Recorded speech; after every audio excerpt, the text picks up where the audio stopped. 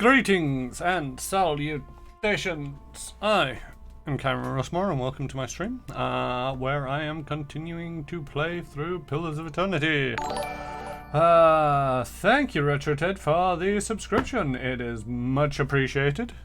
Howdy. How are you doing this evening? I'm tired. Very tired. This is session 25. Which means roughly we've been playing this for 75 hours. Yeah, it's a bit of a long game. I wasn't actually expecting it to take this long. Actually, I want to see how long it is to beat, I've been taking up the decking as it was rotten. Fair enough. It's something to do. Something that you need to do, I suppose. How long to beat Pillars of Eternity?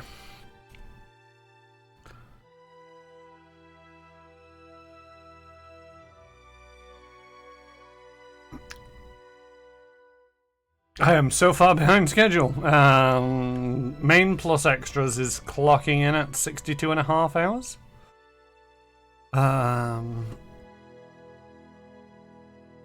Although, I'm not sure if that includes or excludes the White March. So it says main plus extras is 62.5. And additional content, the White March main is 8 hours. Main plus is 11. And the White March Part 2 is 8 hours plus an additional, or main plus extras is 12 hours.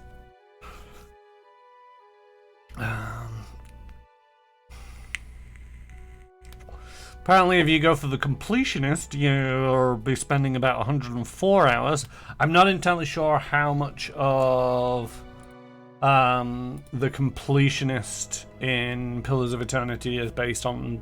I don't think they've got anything like alignment in it, and all of the party members do seem very optional. There doesn't seem to be any sort of like diverging quest lines where it's like, if you take this, then you will not be able to do that, which is in Pathfinder Kingmaker. There was one or two key party members where if you took them along for the ride, then it played out slightly differently, I believe. And also there was alignments in that, so I played through as a good guy, played through as a bad guy, played through as a neutral guy. I'm not entirely sure, how completionists some games get, because it's one of them where it's like anything with classes, if they want to make up like 6 really difficult to achieve achievements, it's like, just have an achievement. You've got to do it with each and every class and win the game with each and every class. And, all of a sudden for the completionist to get all the achievements, you're looking at spending a good couple of 100 hours just playing it through over and over. Achievements are first because they are, I don't mind achievements. I don't mind collecting achievements. But it is definitely one of them where it's like, it's very rarely that I find a game where I'm so like, I need to get that last few achievements. And it literally is. It's only when it's all like I've got like 95% of the achievements and there's 2 more to go that it's like, all right, I'm gonna sit down and just finish those off, just so that I've got all of the achievements. Yeah, I've got nothing against 100% in the game. The main difficulty for me to a certain degree on 100%ing games tends to be I don't like doing the collection quests. Or collection objectives. So in Assassin's Creed, GTA, there's a lot of hidden objects around the game that you've got to go find, pick up. Welcome in J-Station 64, by the way. I'm not sure if I said that. And then there's also games like Pillars of Eternity and Path of the It's Path of the Righteous. That's not the game that I'm thinking about. Pathfinder Kingmaker. That's one that I was thinking about. Evening, man, Kip. That it, it's like, oh, completed as a good guy, completed as a bad guy, and it's like, this is a 100-hour game. You want me to complete it twice? And that's where it's like, nah, I'm not. I think one of the few games that I distinctly remember getting all the achievements for is a game called Shoot Many Robots, which is no longer available on Steam, but I have it on Steam. It's a fun little co-op, although as it's no longer available to purchase on Steam, it's kind of dead in the water for co-oping unless you actually know people. And in that, just by playing the game, you got 90% of the achievements, and the final ones were just doing it a little bit over and over. And it's one of them where it's like, I've gotten so far on that, and it was just like, I might as well keep playing it for a little bit longer just to get the rest of these achievements. But at the same token, it's like, if somebody enjoys a game enough to be like, I am going to get all the achievements for this game because I really, really like it, then bully for them. They really, really like a game and they want to get all the achievements. There's some games that I really do like, and I wish I got all the achievements for, but I'm terrible at doing achievement huntings when it's a long-ass game. One of the only games I've ever 100%ed was Spider-Man PS4, a 24-hour charity stream. It was against the clock with more donations on the line. Fair enough.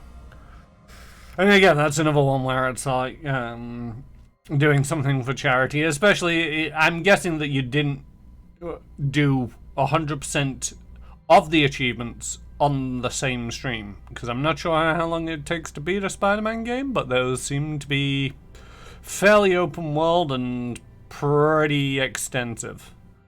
That'd be an interesting sort of like charity thing to do, is sort of like find a game with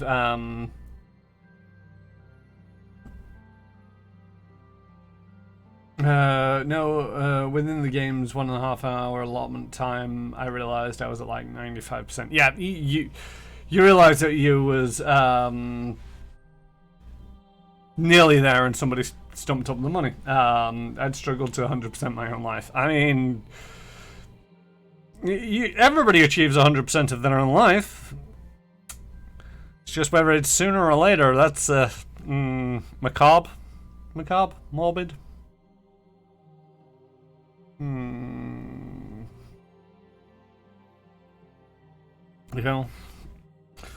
Anyway, Doobity What's It for Liberty Flob. Is there any more talking I was going to be doing? But yeah, there's games I'd like to 100%. I don't generally. I've had many macabres today. I need some fruity and my veggie.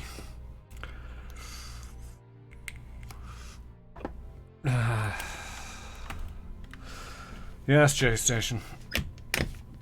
You ever feel like you're too low in your seat, but you've not moved your seat at all? You're tempted to adjust it, but then you realize that if you adjust it, you're just going to be...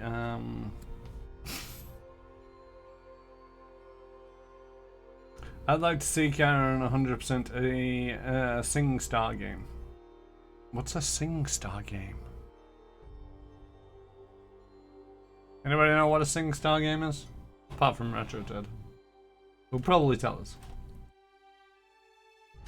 Probably some game that I have to sing along to or something like that, and it's like, you play as Star in Intergalactic Warrior.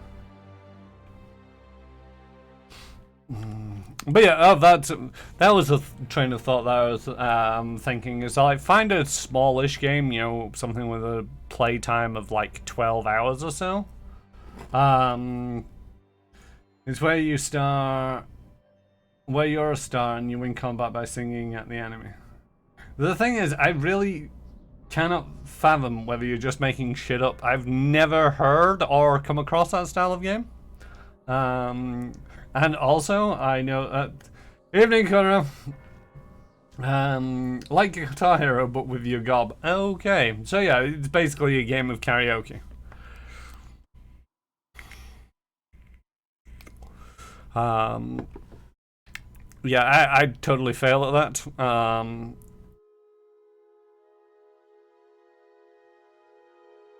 Yeah, the thing is, it's one of them, it's like you guys just make everything up as you go along anyway, so I'm just not inclined to believe you.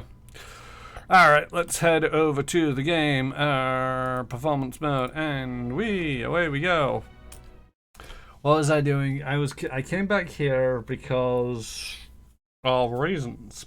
Oh, I need to find something. I need to attune a device or something. Oh, that was it. The dwarves' door lock is based on some anthem or saying that they have. And the only way to unlock it is by attuning or knowing the anthem. And to do that, I need to find souls. Milan. One of these days, I'll describe the game perfectly and you won't believe me. Milan. I mean, that's on you, my cat. I can't help it if you're a perpetual liar. Back to warm your hands, eh? What can I do for you? Let's read this all. You see a room, dark and damp, a cellar. It looks part of an inn rather than an old fortress. Through Helthrek's eyes, you admire rows of gleaming bottles, recently dusted and polished. As you step back from the shelves, you look on with satisfaction at the pressure plate concealed in the stone floor. You got the look of someone with her teeth around a secret. Her cold fingers are locked around your arm. Her black eyes search you. My, but it's gotten warm in here. Alaf laughs awkwardly. You alright? I won't serve you if you're already drunk, you know.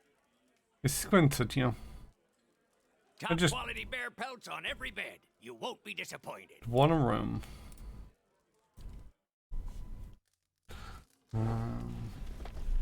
The last dwarven door I saw was locked with the passphrase.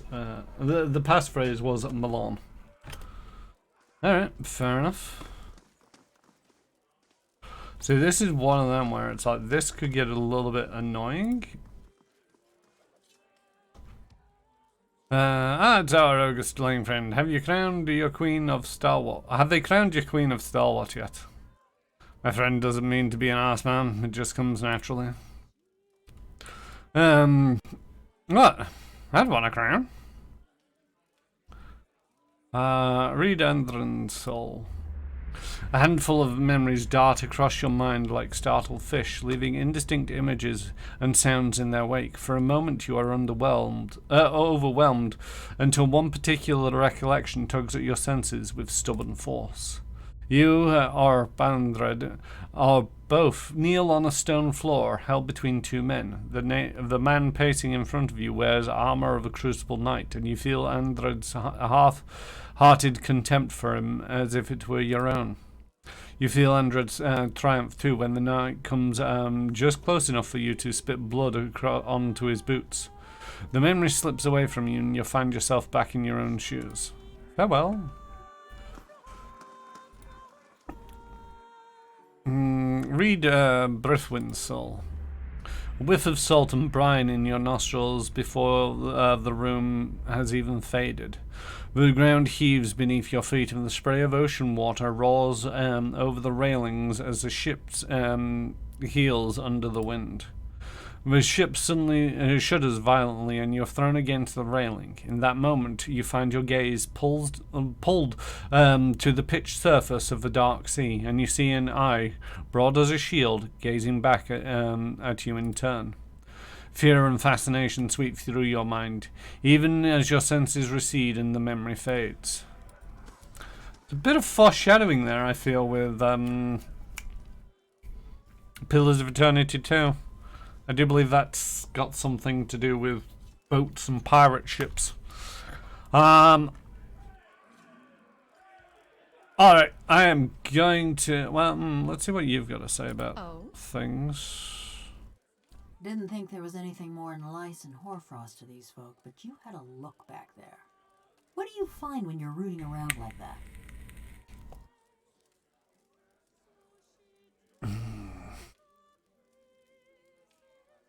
First, tell me the real reason you wanted to follow me to Stalwart. Mayhap I'm looking for someone.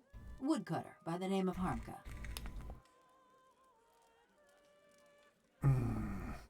This doesn't have anything to do with the cold morn, does it? It sure does. Her fingers tighten into fists, the metal squealing and rattling. He was one of them. The mob that destroyed Cold Morn. I tracked him to Stalwart years ago, but got caught before I could finish my business. Dark iridescent swirls appear and fade on her chest plate. Heat ripples from her metal carapace.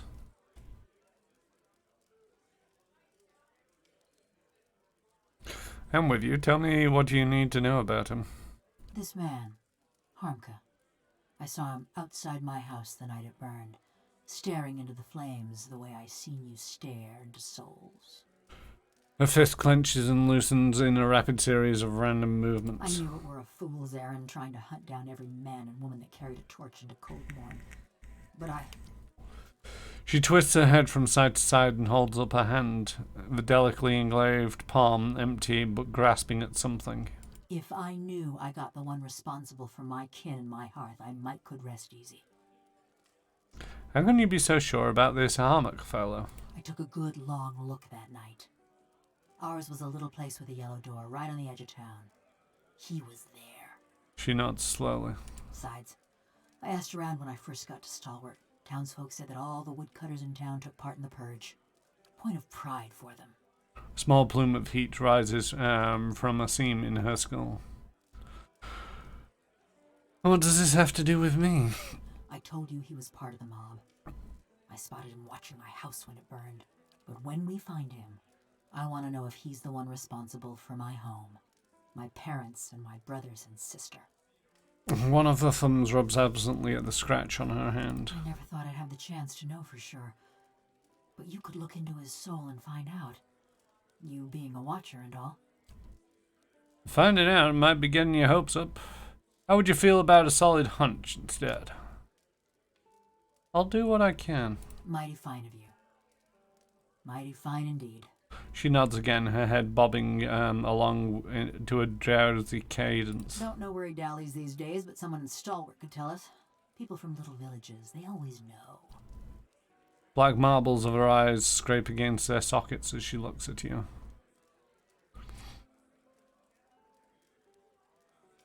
Galvino said you murdered several people before he transferred you. Effigy's eyes, that man loved to talk. Did you really do it? Yeah. And tell me, why did you kill those people? If it's sane and logical reasoning you're wanting, you're gonna be disappointed. Ain't no sense in any of it.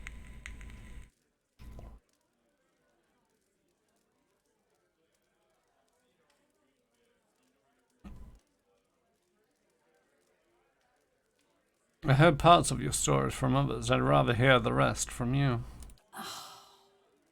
A soft hissing noise comes off the bronze golem. You recognize it as a sigh. Mayhap you've heard of Coldmore. Was a quiet, forgettable patch of the woods. Till a pack of rabid clodhoppers set it afire. Finger of one hand twitches and clicks against another in a pair of sudden spastic motions. That was the start of the purges. Dear Woodens killing their own. You seem upset. A sudden burst of heat flares from her seams as her essence surges and A boils. farmer on the other side of the mountains woke up one day with his head all aflame and took it for the gibbering speech of his god. And so did a few thousand of his countrymen. So when he tired of Vorlus fields and marched west, a horde of armed hicks followed. You're talking about Waden and the Saint War. Bunch of fool nonsense is what I'm talking about. But others have called it the same. If you know that much, then you've heard of Cold Morn. Ours was the village that let a few thousand of Widewind's troops pass through. You were from Cold Morn? When I heard what happened out there after the war, I couldn't believe my ears. Fine line between couldn't and wouldn't.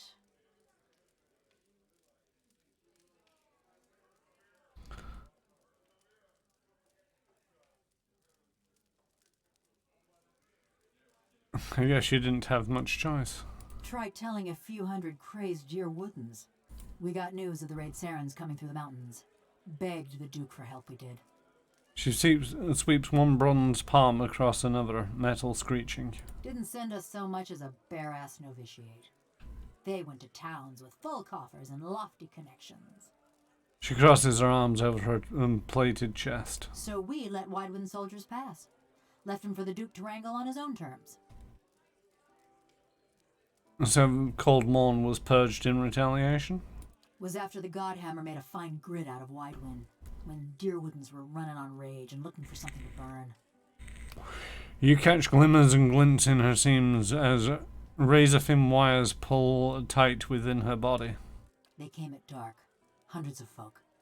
Every one of them mourning someone lost in the war. A dry chuckle ticks in her throat. Must have decided it was our duty to escort their dead back to the wheel. They didn't light their torches till they had us surrounded. Time we saw them, there was a ring of fire closing around us. She pauses, the mechanisms in the back of her skull clicks dully. I woke. Ran to the window. Whole village were a maze of flames. Couldn't see nothing for the smoke. And the screams. The thumb spasms to a strange rhythmic beat. Most ran for the streets. Got caught by the mob. Others hid, let their houses burn down around them.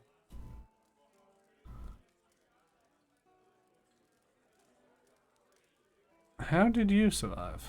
Ran, fought, hid, burned. Same as my neighbors and family. Just luckier. Someone should have made those thugs pay. That was my thinking, too. Well, what does this have to do with your crimes? You said yourself that someone needed to bring the hammer down on the scum that raised Cold Morn.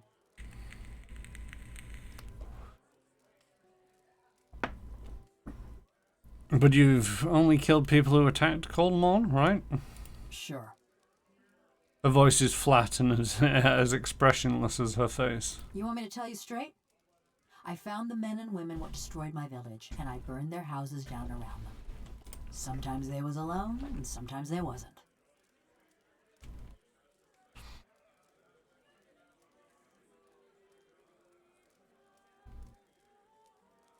See, this is one of them potentially moral conundrums where it's like, I'm not entirely sure. This is one of the problems with CRPGs. It's like,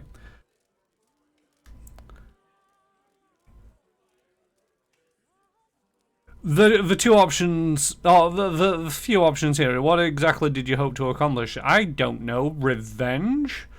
You're a monster. Well, kind of. You killed a lot of people and weren't too concerned about collateral, but kind of understandable since though you were really outnumbered. I'm impressed. Doesn't really give you a sense of, so like, I'm impressed, but you probably shouldn't have done it. You couldn't have hoped to get them all, and it's like, that's a non-statement. It's like, when living on revenge, you don't hope to get them all. You hope to take as many out of, take as many of them with you as possible. And that's pointless. It's just like saying you shouldn't have. It's like LOA, not OR, where you select a slightly more probing option and the guy suddenly starts yelling at the crying child. So extreme. And these are very galvanizing statements, and it's like, I totally agree with what they've done in terms of, wanting revenge and understanding the desire for revenge. I would like to chastise a little bit for the method, because, I don't agree on collateral. You're just making the problem worse. But I also don't feel that they're a monster for it. I'm gonna go with I'm impressed. I'd have been more pleased myself if I hadn't gotten caught like this. And if I'd gotten through a few more first. It were a mob that destroyed our village. But it was just one man that burned my family's house. Kept hoping I'd get to him as I was working my way through the rest of those maggots. No matter now, I suppose. The sigh rattles out of her bronze skull, but her essence whips and twitches, as restless as a cat's tail. So that'll be interesting.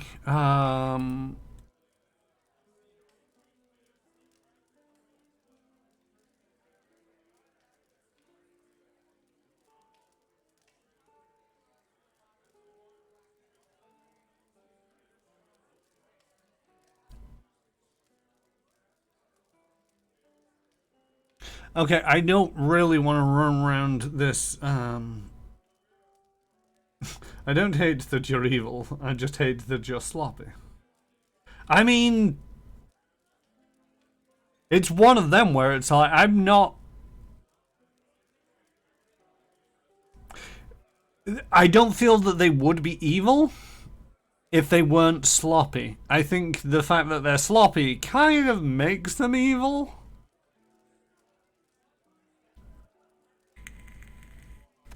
But at the same token, when you're one person against the world, you've seen me play Hitman. It's like, I'm one person. I gotta take out one guy. That's all I need to take out. I'm not too fussed about collateral damage. But at the same token, I do prefer it when there's less collateral damage. But yeah, could somebody do me a favor? And the Recluse of White March is the quest. Need to find a villager in Stalwart whose sole ancestor is a dwarf of Durgan's Bathory. That sounds like a line from the epic rap battles of history, my kid. I mean, it sounds like a line for sure. Dubry, what's it? But yeah, so could somebody look up this quest and figure out who it is I'm supposed to talk to for this? Because it's like, there's a lot of villagers in this place. And I really don't want to have to go around and eat and peer into everybody's souls. As interesting as that might be narratively. Hey. There's a lot of people in this town.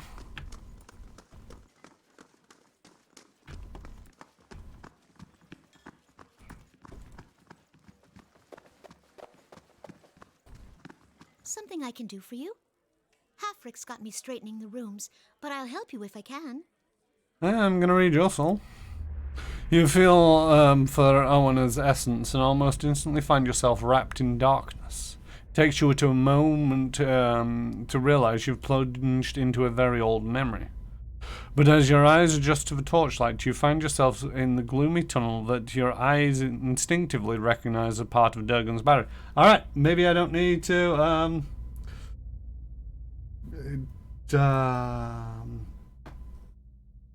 Oh, cheers, J-Station.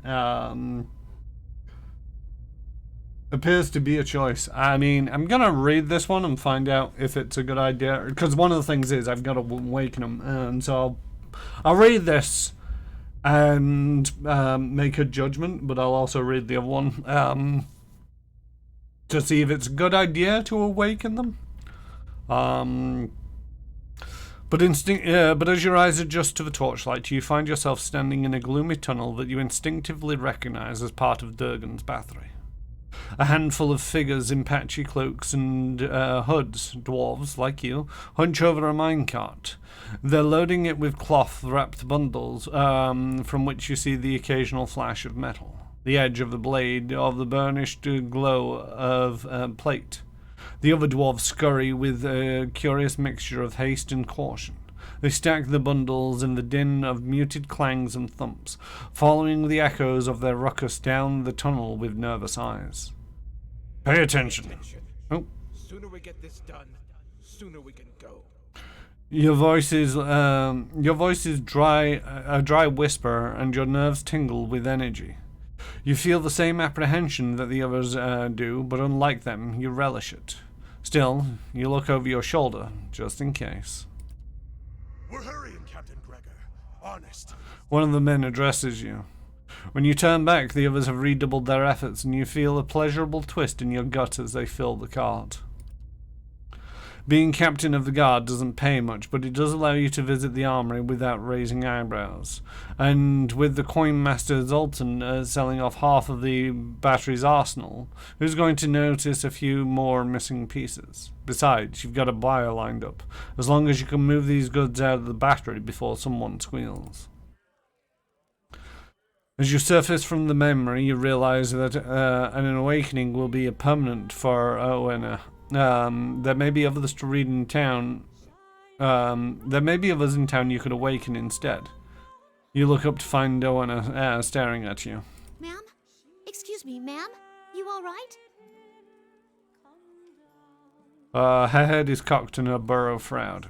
Farewell. So that's a criminal that I'm gonna awaken there. Now to find Tina.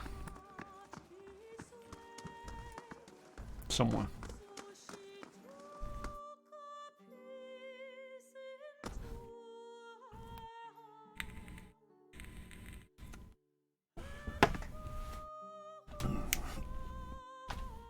So what's everybody up to this fine evening? What's everybody playing? I mean, I know what everybody's streaming a lot of the time. But what's everybody playing off camera? If anybody has time to play things off camera. Oh, the house. There we go. Kind of putting Horizon Zero Dawn down for a while. I've just been too tired to play it. Do really want to get back into it though. Currently playing Farming Simulator 19 and Blood Bowl 2 off camera. For the most part. Although, to a certain degree, I'm also just tired and don't end up playing anything, just watching streams or videos. Got to speak up? My hearing ain't what it was. Read her soul. You feel her essence humming and buzzing. Another personality and set of memories lies dormant within her soul, convulsing as if in fitful sleep. The contours of the dormant sleep are sharp, ragged. As you reach out, it seizes you violently. You're standing in a darkened feast hall. Sturdy tables and benches have been stacked against a door at the far end of the room. You know it won't be enough. A few dozen other dwarves from your tunneling crew wait with you, shovels and pickaxes in their shaking hands. Sinove, please. If we go now, we can get behind the barricade.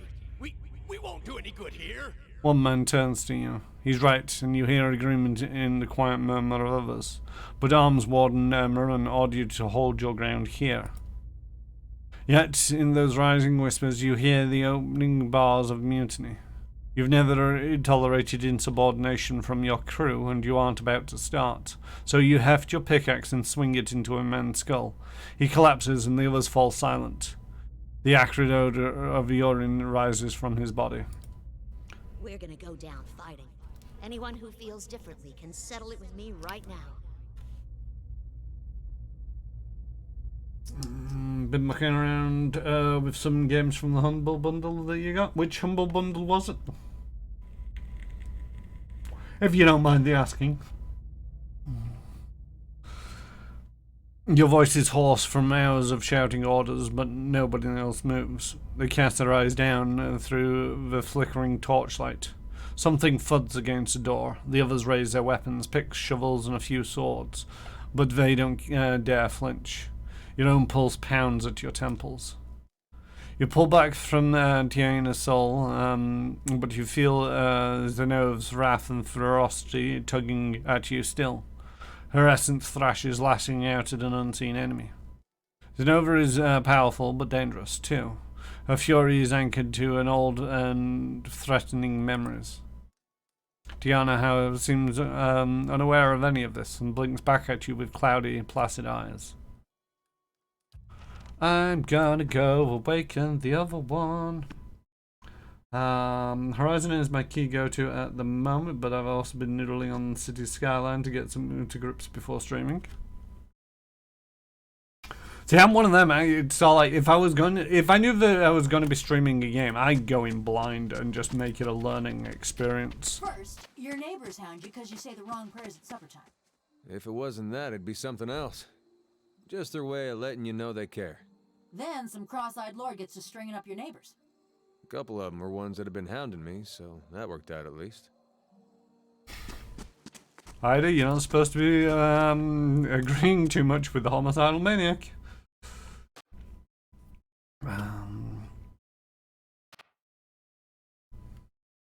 The Woman's Day bundle. Severed Steel was the latest game I was playing, but also tried Portal Reloaded as it might be an interesting one to stream.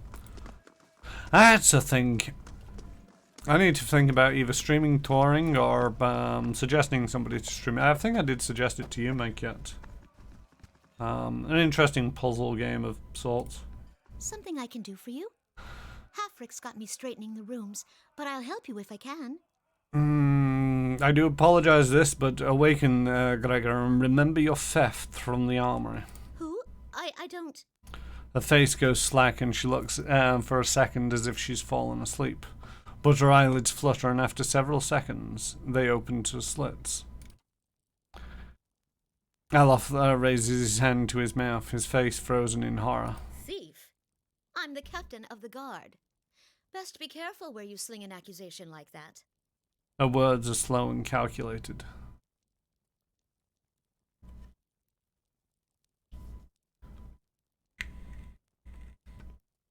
Relax, Gregor. I was hoping we could work together. We're of one mind, then. However, I like to see offers on the table before I deal. What would you give me? The deal is this. You tell me what I want to know and I won't break your neck. Kasha, is this really necessary? Her hand reaches for a weapon at her side. Only then does she realize that there's nothing there. Something ripples across her face as two consciousness, Gregor and Owen, shift around one another, like two people squeezing through the same door. You have me at a loss, and yet this is not a loss entirely. Finally, she chuckles. She looks over herself, holding out her arms and feeling the fabric of the clothing. I need to reach Durgan's battery. The Cantic, please. Hammers of Durgan, ring loud. May the anvil's deep music resound. Walls of the battery safeguard our works from marauder and wilder alike. Abidon's faithful travail by the forge, and the fires that brighten the ore. Hey, Saber, how goes it? There's a Portal Reloaded. That's probably the biggest classic that I really want to play. I've never got around to playing it. I don't know if Portal Reloaded is related to Portal, but it might be. But yeah, J-Station, that's one that I seriously suggest that you give a try out to. You can probably pick up the pair of Portal and Portal 2 for next to nothing these days, especially if you wait until a sale. But yeah, the Portal games are really good. It's the first thing I downloaded on this PC.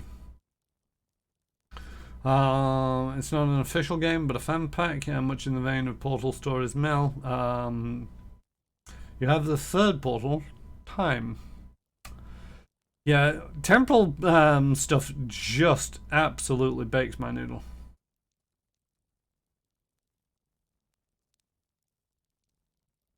Do you recommend Portal Stories Mel? If anyone asks, you didn't hear it from me. Got that? Now. Owen doubles over, sneezing hard enough to shatter scattered dust from the floor. She looks back up at you, wiping her watering eyes. Beg your pardon for going on so. I got carried away and... She stops, blinking. What was that I said? About hammers and fires and... You're awakened. You share the soul of a guard captain from Durgan's battery. You must be joking. How could that happen?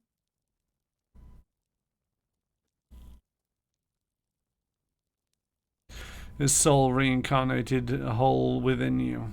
Sometimes awakenings result. I can't be awakened. That means... She takes a step back, covering her mouth with her hands. Wondrous tides, I'm stuck with him. Her body goes rigid, every muscle tensing. She stands there, frozen in shock, until a sly look warms her eyes. A fall creeps down her shoulders and torso until she speaks again. Her voice smooth as oil. It's not all bad, Owena. Way I see it, you and me can make some deals. To our mutual benefit. She cranes her neck, taking in the dark room. Deals? What do you want from me? Her voice trembles. For you, not from you. I'm thinking it's time we got a raise.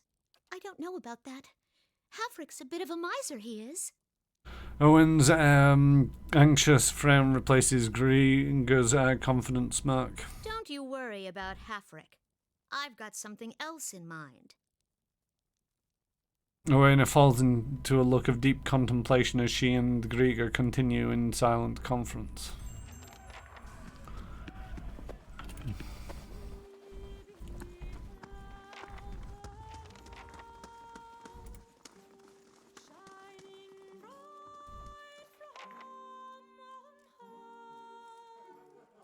Background music's actually been sung by the bard, apparently.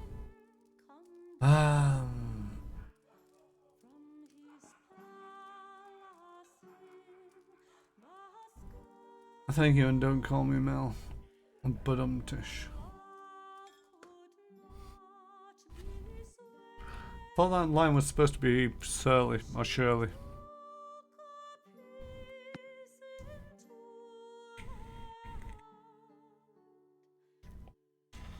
Surely not.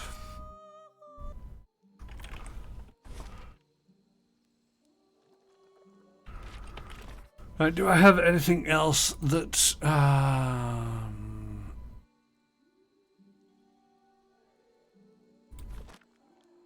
yeah. If you weren't gonna fetch the liquor for me, you didn't have to tell Havrick about it.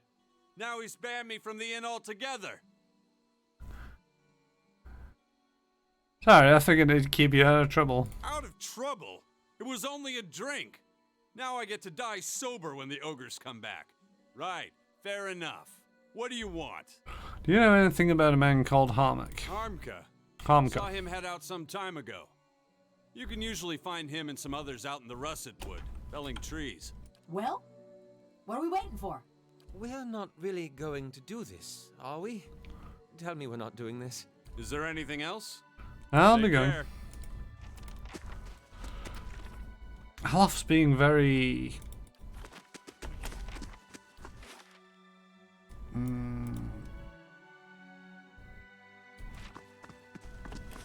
Alof's being very Alof.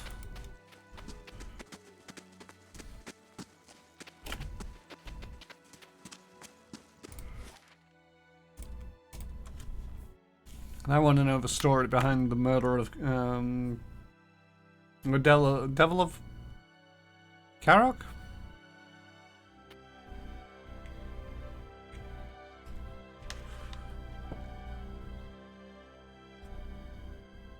Is he Alof or Luf? Security reports that vicious mercenaries will attack the stronghold in 5 days. Bright Hollow Half construction completed. A band of vicious mercenaries are marching on our gates. They will attack soon. Okay. I got 4 days, 20 hours. How long does it take me to walk back there? It's a 0, 0. It's a 1, 0 and 2 days. A 1, 0 and 1 day and a 1, 0 and 1 day. Let's have the Bright Hollow Lab.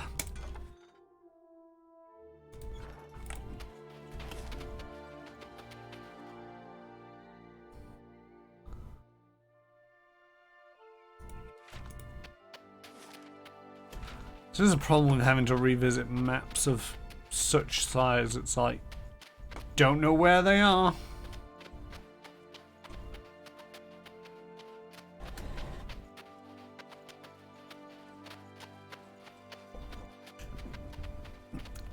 Yeah, I do wonder if the 5-day notice period is because I've got fairly high security and scouts and whatnot large enough to notice them.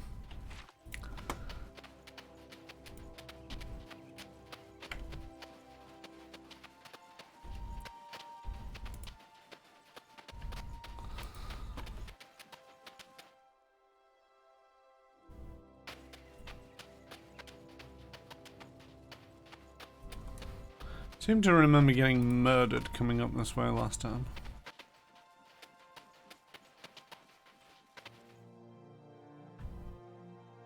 Oh yeah, the Thampiers.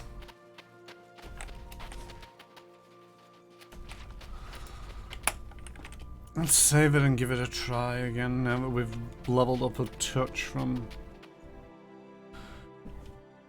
Gentle with the fingers, they're the best part. I don't want... A slow smile creeps across her face as you approach. The other men and women turn to look at you, their mouths filthy with blood and goblets of flesh. Well, hello there, beautiful. What brings you to this part of the Rusted Wood? I'm just exploring. Oh, how nice. She stares at you intently now and doesn't appear to have heard your answer. My, you look absolutely mouth-watering. She licks her lips. She licks her lips. Roll your eyes. She and her friends rush at you.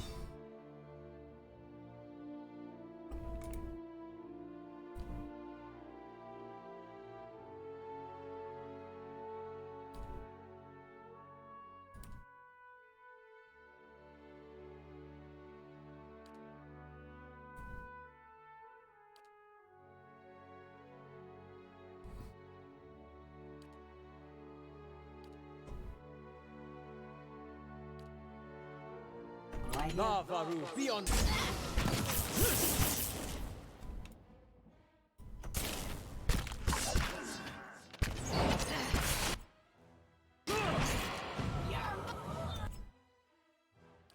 Make with the murder.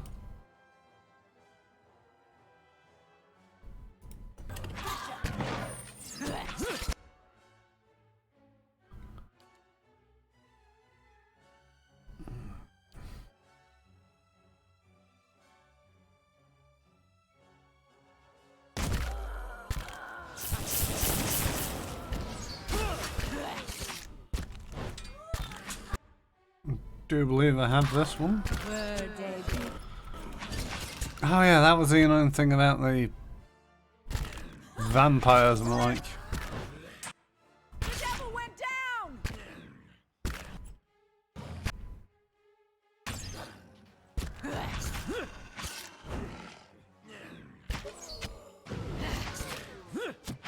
You're not getting through. Didn't quite finish you off. Hey.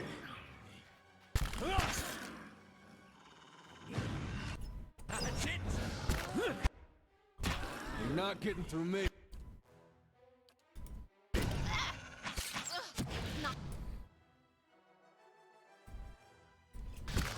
Ready, Watcher. That's it!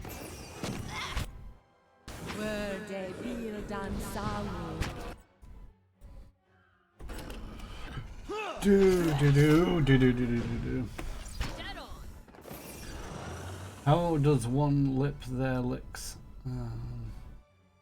With great practice.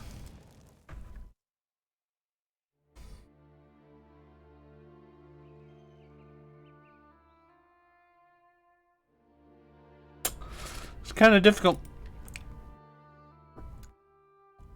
Of course. But not entirely impossible, I don't think.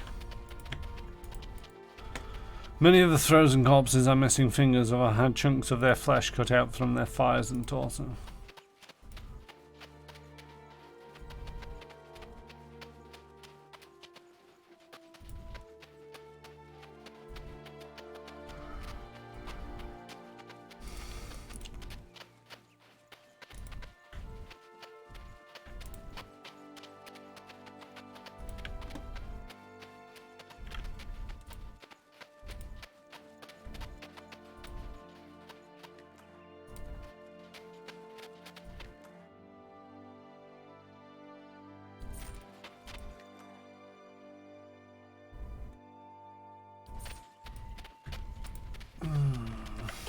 Don't remember seeing them there before, but then again, I could have just missed it.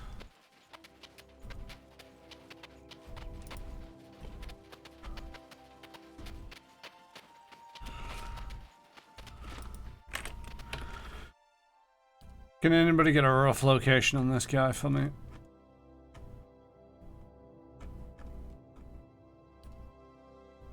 Harmke.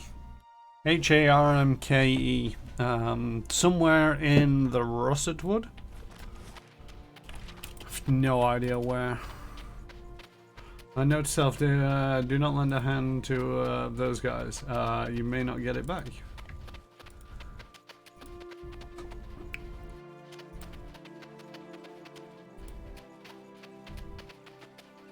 Alright. Yeah.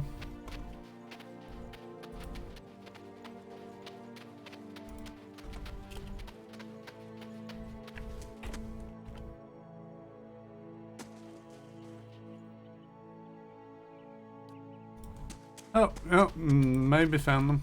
Harm key, there we go. That's him. Harm key. I remember that weak chin and those knobbly knees. She stopped, staring motionless at the figure among the trees. I've got an arrow ready, but whichever one of them needs it. How goes? The other man emerges from the clearing and freezes, staring at the Devil of Karnak. For an elf, he's tall and rangy. With the weather-beaten face beneath stringy, greasy hair, the others turn to him, glaring and gaping at the bronze golem. Auroch's shadow. What's that wicked thing doing here? Harmonic swallows a lump bobbing in his neck.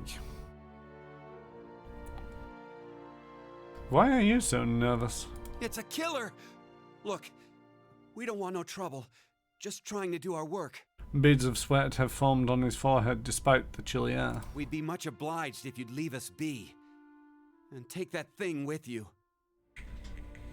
He looks at the devil with a mixture of terror and loathing. Enough. What do you see, Kashra? Is this the man who torched us?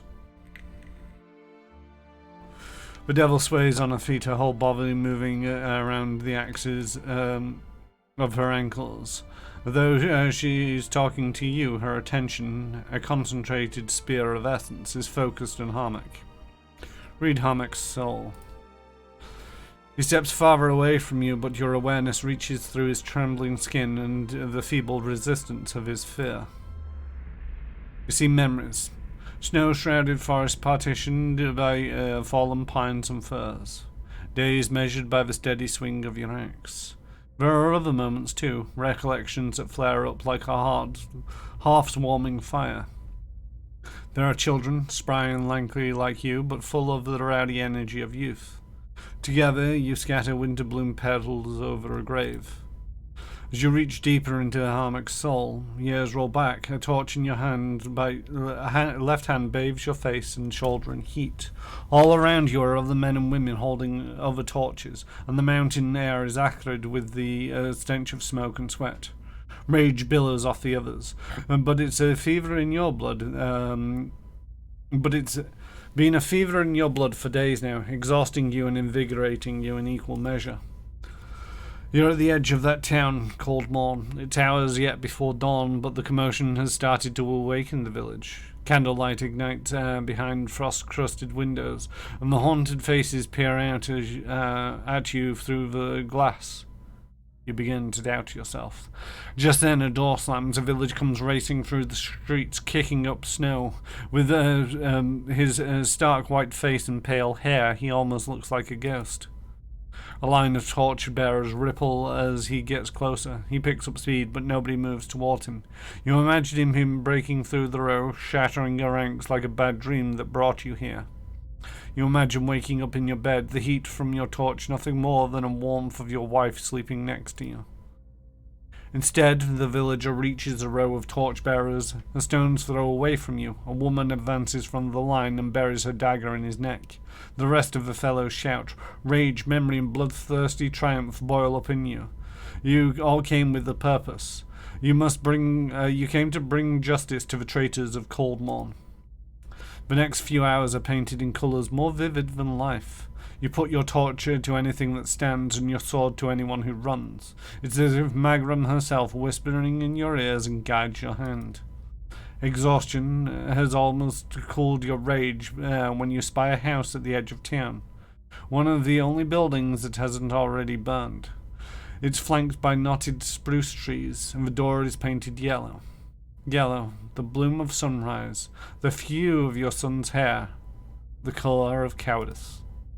Just then, someone barrels into you from behind. It's a man, someone you remember on your journey to Cold Morn, though you can't recall his name. He snarls at you, mad with indiscriminate rage, and it then occurs to you that he's mistaken you for one of the villagers. You smash the window and hurl your torch inside. The other man has turned away. You think you hear a child's shriek within the house, but it's impossible to tell above the roar of the riot. Harmach shivers as you pull away from his memory. His eyes are wide with guilt and fear. Spit it out, Kasha. What did you see? Her feet are rooted in the snow, but her limbs jerk and jangle.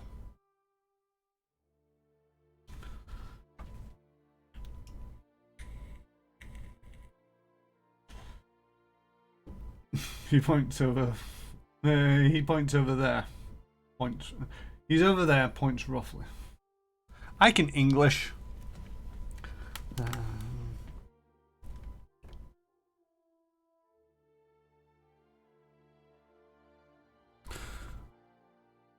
He burnt down your house. She stares at Harmach. You only hear a whirring of mechanisms in her throat, but Harmach leans closer. What did you say? His mouth quivers. What did it feel like? The torch in your hand? The blade you carried? What did they feel like? A wild, inhumane scream echoes out of the bizarre machinery of the throat. It drops Harmach and his companions to their knees where they cry out in terror. Gears squeal and crank as she rushes at him. Nobody else needs to die.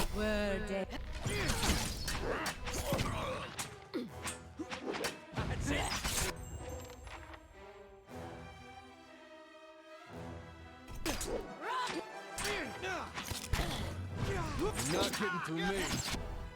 You're not getting through me. Spot on.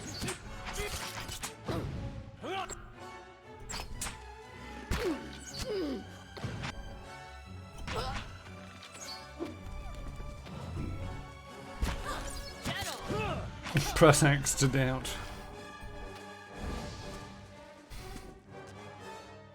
I mean, it's slightly easier when you can read the man's soul.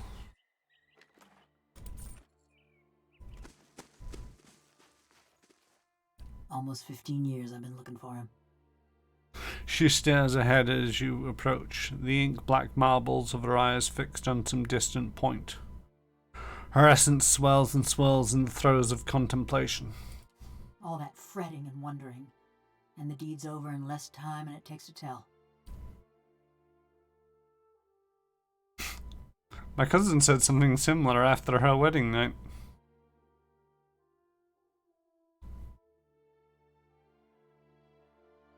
I hope Harmach's death has brought you peace. Peace. Now there's a funny word for it. I killed a lot of folk in my time. Felt their blood slick in my hands. Smelled their flesh as it burned.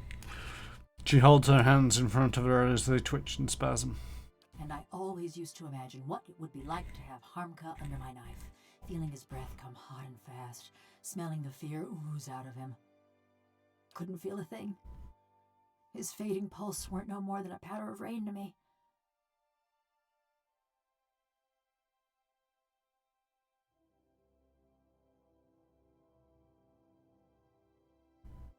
What do you mean? This body, it weren't made for feeling. Gouging my fingers into Harmka's wasting flesh, his screams just buzzing in my skull. She flexes and unflexes her fingers in a few lightning-quick motions. All it did was remind me. Of what? That this is a madman's fever dream. Like a prison, but no, 'cause in a prison, you lay your head down and you feel the straw soft beneath you. Your flesh prickling in the cold, black bread crumbling on your tongue. She turns her arms in front of her, examining the scroll work on the backs of her hands with horror and wonder.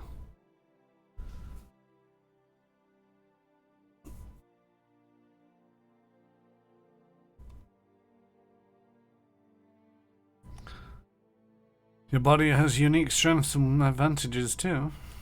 I'd trade 'em all if I could feel the snow cold around my ankles. I still dream I'm folk. I wake up some mornings wondering why I can't feel the floor beneath me, thinking I must have fallen and gone crippled. But then I lift my head, see a bronze corpse stretching out in front of me. She lowers her head, a tremor runs through her. I'm sorry you have to go through that. It's not pity I want, it's a choice. She draws back from you. I dreamed too of what Galvino did that night. Those moments. I'd endure another cold morn if it'd spare me this fate. What happened exactly? She rubs at her hands together, tracing even the joints of her fingertips. It was after I got caught in Stalwart. They'd locked me in a little house by the inn, the old mayor and his cronies. She dips her head as she remembers. When a crowd of them came for me in the dark of night, I was only surprised it had taken them so long. She hesitates. Only they didn't march me to no gallows. No, they snuck me to another house on the edge of town, real sneaky-like. That's where I met Galvino. She raises her head, her black eyes shining. What's he doing there? He was fiddling with some machinery in his workshop. Had his sleeves rolled up even though it was cold enough to see your breath. Never actually looked at me until he started fitting some copper helmet over my head.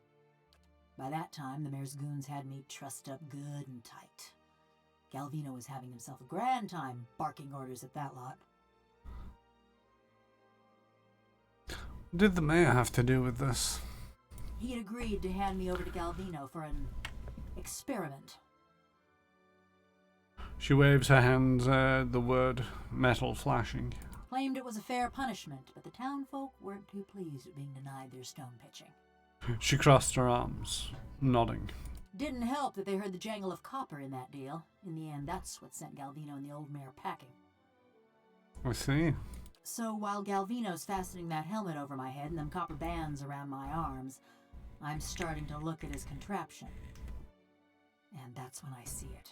Her black eyes are fixed on some indefinable point. Her essence dims. It's this metal suit strapped into the machine, just like me.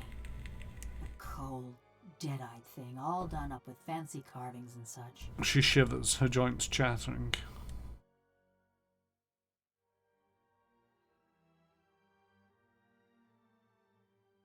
Do you know what they intended? I had this terrible cold feeling in my gut, but I still couldn't figure. She shakes her head. I start asking Galvino and the rest of them what's going on, but they're too busy to answer. Then suddenly, they're waiting, staring at me with that fixed, horrified look, but they ain't watching me. They're watching for something to happen. Her eyes flicker, rolling and scraping behind her face. Galvino tells the woman nearest the machine to flip the handle. And then, just pain. Being torn apart every which way, feeling my soul peeled from my body. The loons twitch and shudder. She pauses, waiting for her body to fall still. By the time I came to, I couldn't feel a thing. Just this dull, distant sort of ache. I heard the old man crackling and chattering. When I saw him looming over me, looking down at me with hungry eyes, I tried to scream, tried to swing at him. I think that was when I knew. She shakes her head and falls silent. How could anyone put another person through something so terrible? I reckon I'm the wrong person for that sort of question. But if it cools your conscience, Galvino didn't get off easy. The rest of Stalwart didn't take kindly to having a killer in their midst, nor to seeing their mayor and the ornery Valians strike a secret deal. They drove Galvino out, destroyed a fortune in machinery, and wrote a letter to the Academy in Salona, ruining what was left of his name. Still, he's lucky he didn't get a pelting. The old mayor fled too, and Stalwart's been as snug and cheery as ever. Now that we've dealt with Harnick, why have you stuck around? You're better company than Galvino. She says in an offhand teasing fashion, but she looks away from you, fidgeting with a rivet. Been a while since I were out in the world. Guess I'm keen on seeing more of it, even if I'm stuck with a bleeding heart. Anyways, I've been wondering about that fortress. You're acting unusually coy. She's quiet, fixating on her squeaking joint. Near everyone thinks it'll have just the thing they need.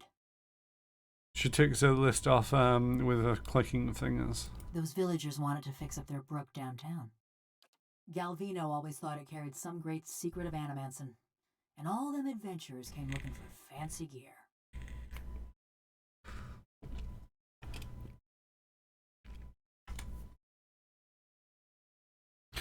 What were you hoping to find? I don't know. Something to help me feel. Or forget. Effigy's eyes, maybe just something new. The tips of the metal fingers clacked together. I just figured, with those dwarves being expert smiths and all, maybe they had something to unmake me. Put me back into my body.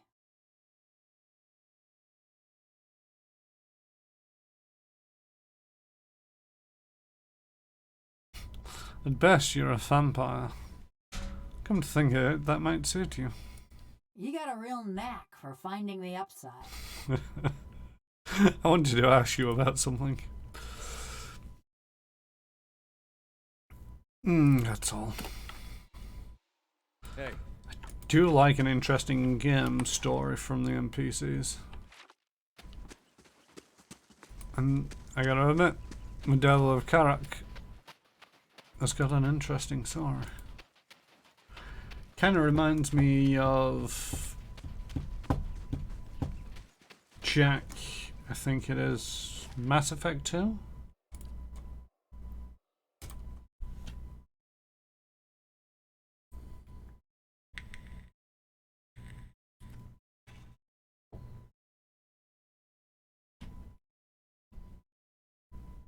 Just the tattooed lass. Yeah, bald head tattooed lass. I think they were called Jack.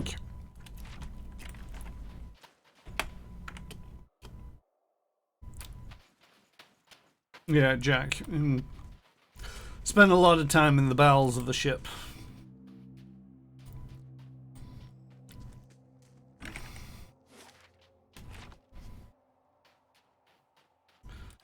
On a remote island in the Deadfire Archipelago, a famed apothecary Watawa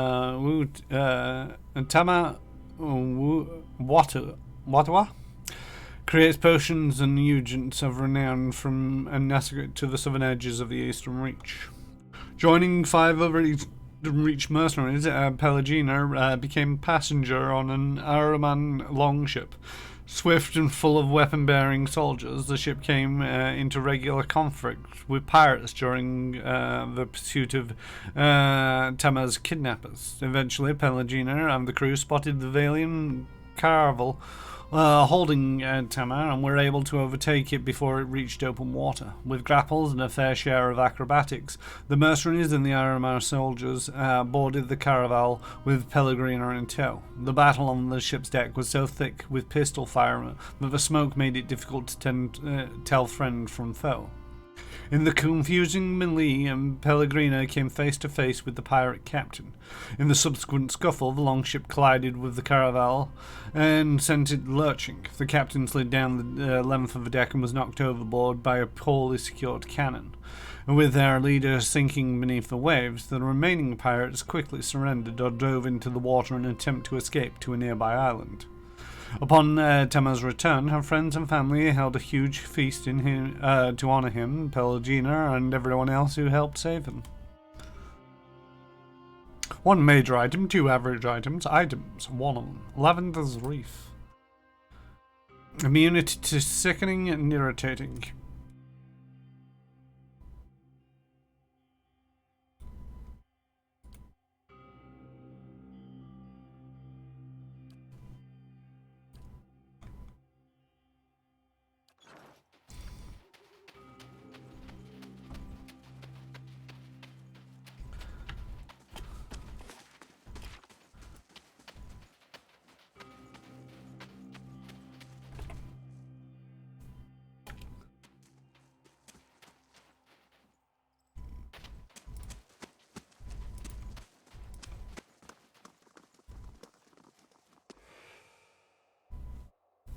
That caravan must have had a half-ton of steel. Coinmaster Zoltan's finally getting his way. For now, the other commandants will have his head. Only if they don't tear each other to pieces first. I heard Maroon and Exandru. Shh. Last thing I want is to get on Maroon's bad side. Fine, just say the words then. I'm getting hoarse.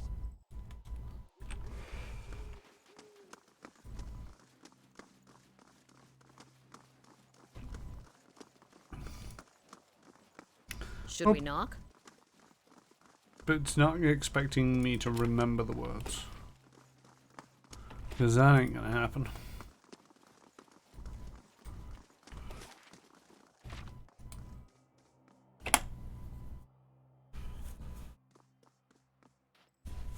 But yeah.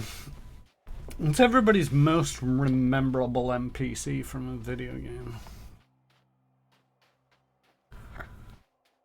It's one of the things I will give Pathfinder Kingmaker. Both Tristan and Valerie were fairly well written, if you ask me. Mass Effect had some good ones, but I think the one that stands out most is Jack. Surely a bard of your caliber will remember the verse word for word. I don't even remember how it started. I'm in no means a bard.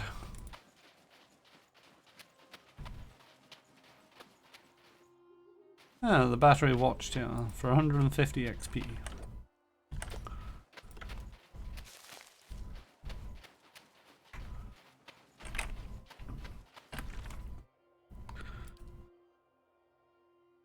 Hammers of Durgan ring loud, may the anvil deep music resound. Walls of the battery safeguard our work from marauder and wilder alike. Abaddon's faith travail by the forge and the fires that brighten the ore. There once was a pillar called Ennis.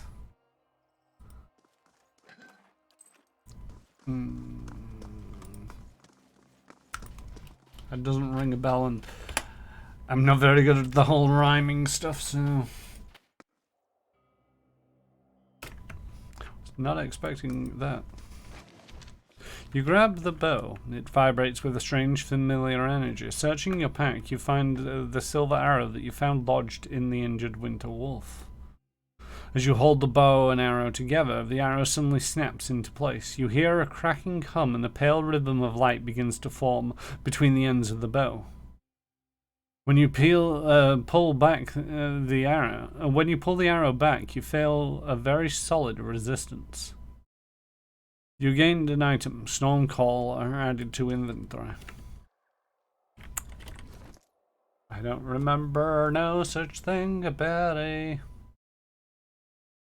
Nobody wants it. We do have a fancy hunting bow, though. This bow is as smooth and light as driftwood, yet hard as a sturdy mast. It feels warm in your hands, as if one of the previous owners had just passed it to you. As you hold it, you can almost feel the sea spray on your cheeks and hear a storm whipped waves in your ear. Binds with Chanter, Cypher and Ranger. Speed is fast. Shock and piercing damage.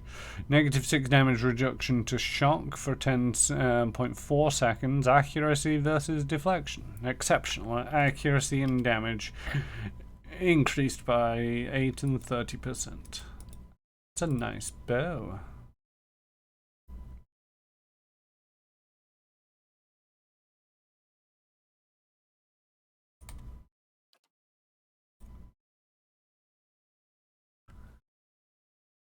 One point better minimum damage, 2 point better higher top end damage, and yeah, it's also bound.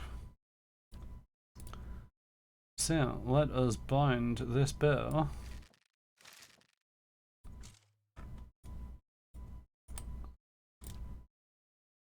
Are you sure you want to bind Stormcaller to Sengi? Once bound, the item cannot be equipped by any other character. Yes. Deal 250 points of shock damage to enemies with Stormcaller to unlock for the next level.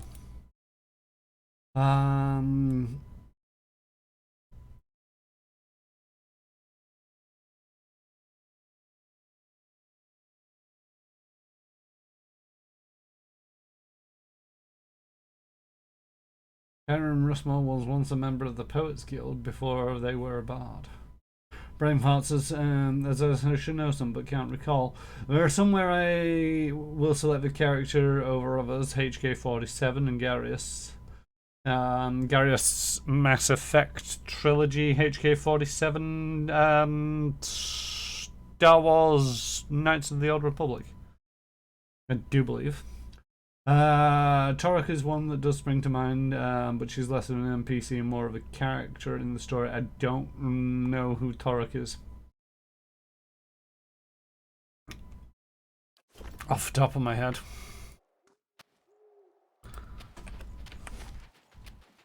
It's not a game that I think I've played.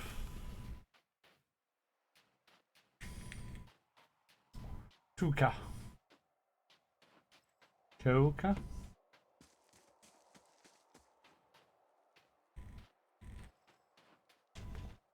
Something along those lines, anyway.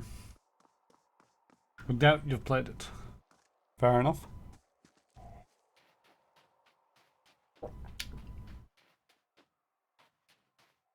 Gazoon tight.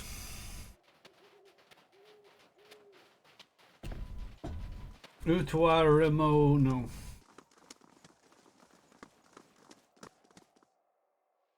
Yeah, never heard of it.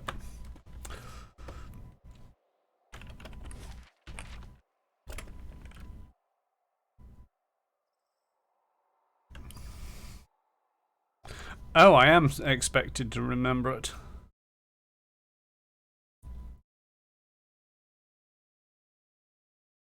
Through the wind and the ice, though the wind and ice have pried long, jagged cracks in the walls, the door feels as solid and as cold as a glacier. Gilded panels are arranged in columns along the doors, though most depict scenes from daily life, dwarves chiseling at tunnel walls, hauling minecarts, or feasting at long tables. One pane at the eye level catches your attention. It's a relief showing a crescelated wall and above it an indentation in the shape of an anvil.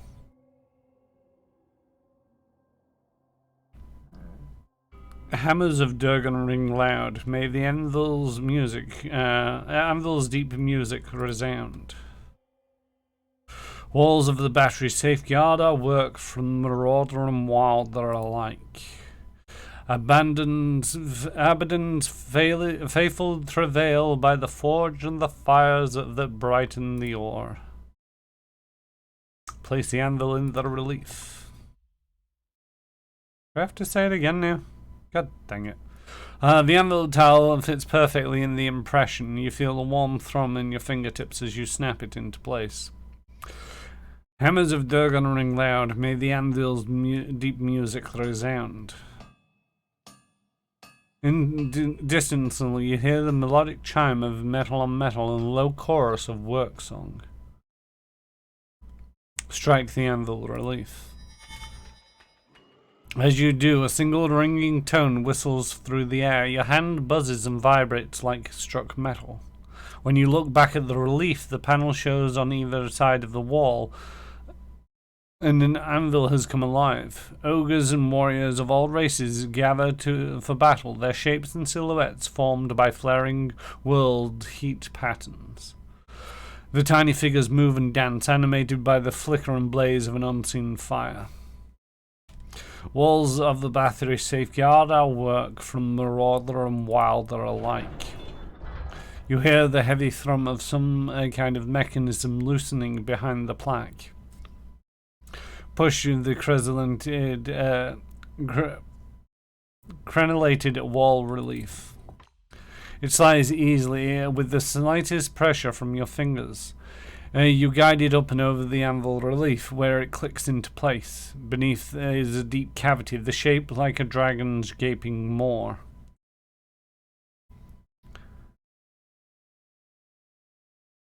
Abaddon's faithful travail by the forge and the fires that brighten the ore. Warm air gusts from the open mouth, tingling your cold, numbed face.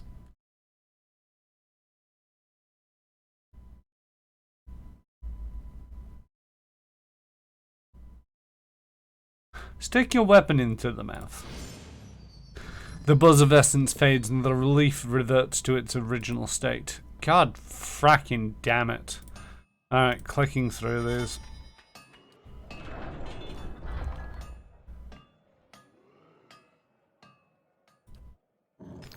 Stick my finger into the cavity? Terrible idea. The buzz of essence fades and the relief reverts to its original state. Push the door. Even with all your weight behind it, it doesn't budge. Didn't think so.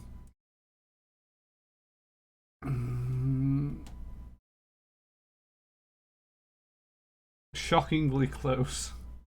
I mean, one of the things about Japanese, because it's not the Japanese alphabet, it's spelt out phonetically, which is a lot easier to read than English. It's a Japanese VN, visual novel, I believe that stands for. Pull the door. I mean, it doesn't give me an option to pull. And what's J-Station laughing at? I'm guessing the fact that I'm sticking my finger into it or whatnot. Doop de doo, doop doo doo doo. Examine the mouth more closely. The heat billows from the mouth prevents you from getting too close, but the rim of the cavity, with tiny teeth surrounding, are blackened with soot. You accidentally inhale some of the vapor. It's odorless, but leaves you lightheaded.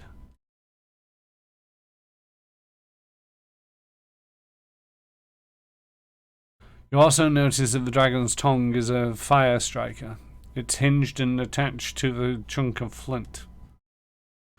Press the dragon tongue to light the fire in the mouth. Terrible idea. Fire catches the warm vapor with a billowing whoosh. The dragon's eyes are alight and flames lick at the edges of its mouth. A few seconds later, the panel is sliding away from you as two enormous doors swing open to the grand hall. It was more that you had to go back to the start. I mean,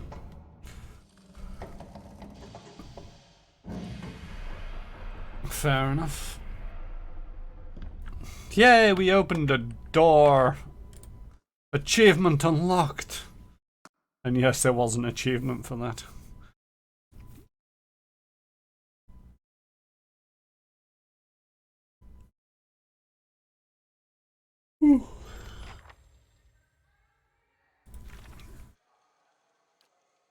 Descend below the great hall.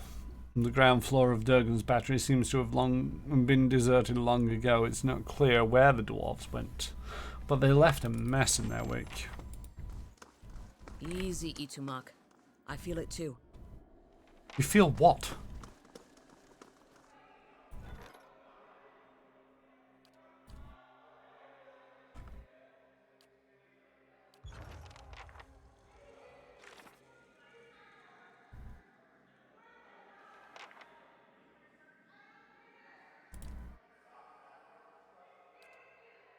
Oh yeah, there was that I was supposed to do.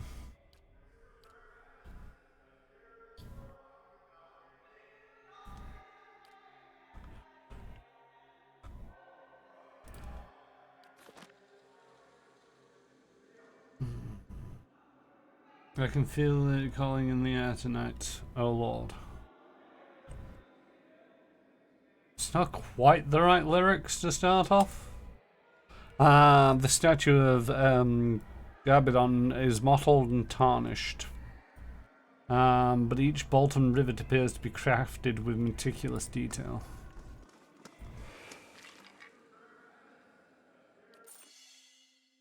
What have we here? We earned this. Durgan's steel has lined our halls in gold. Your vanity dishonors Abidan and cheapens us all. These weapons are ours. Or have you two forgotten how to hold a sword?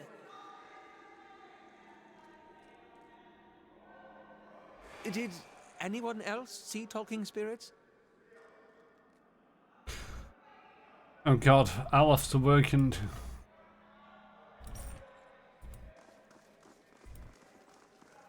Stairs going one way.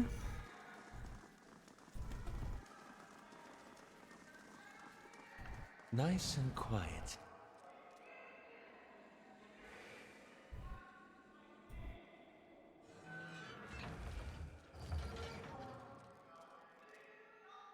Always surprises me how many doors in video games have those fancy hinges that open in and out.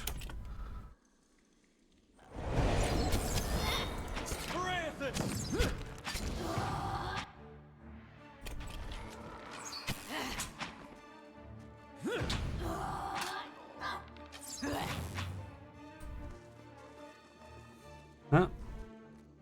We arrived and we started slaughtering them all.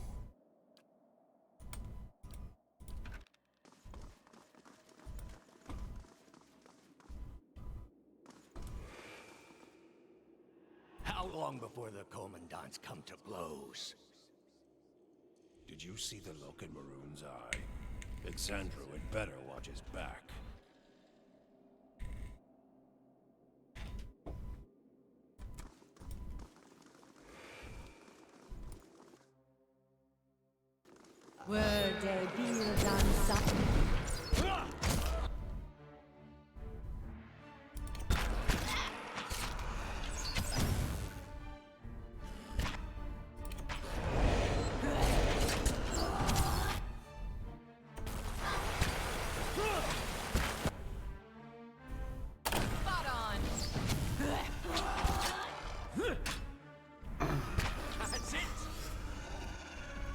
Voice, traitors, cowards.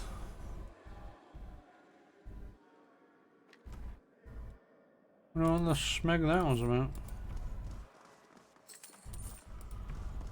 So yeah, J-Station, you not got any notable NPCs that you want to share with the group?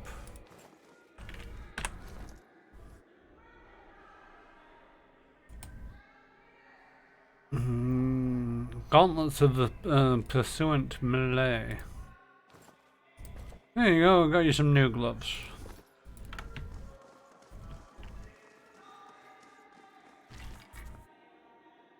Some kind of saber. It's only a blue. Zoltan's the only one with sense. Anyone who says otherwise is a fool. That cheat sold our steel and kept the coin himself. Maroon? She won't rest until our corpses decorate the halls.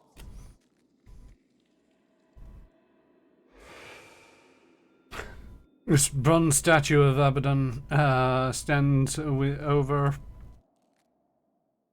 incense ash and rusted metal tokens.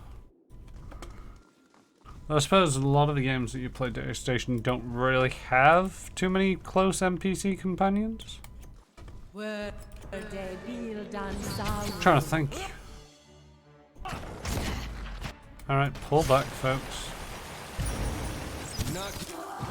Trap in the middle of the room. Don't want to get too close to it. You're not getting through me.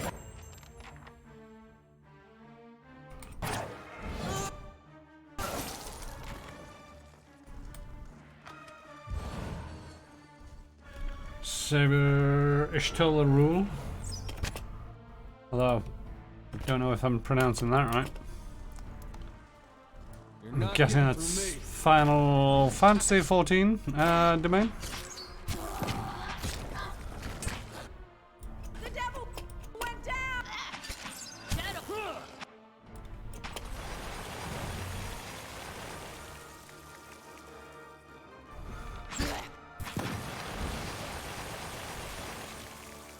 Is that the somebody with the last with silver eyes? Aye.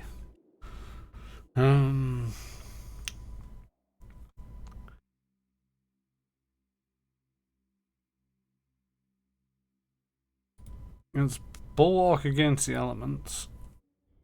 It's not increased the damage. Oh no, it's increased the damage somewhat, I think.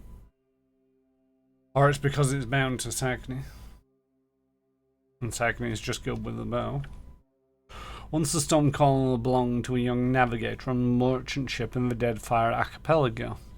She had almost a preternatural gift for predicting the weather. She could smell a storm brewing a day's journey away. On her final voyage, she detected a cyclone forming in their path. She instructed the captain to change course and seek shelter in the nearby strait, which he did. Unfortunately, a pirate ship was waiting there. The merchant vessel was boarded and its crew slain.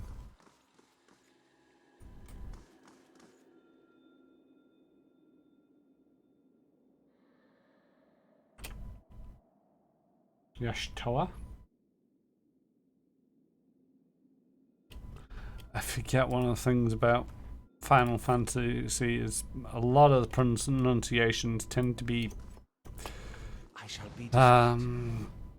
French or French adjacent, which really do knacker me up on the pronunciation side of things. Good thing I sold most of my jewelry. Got it done. That'll do.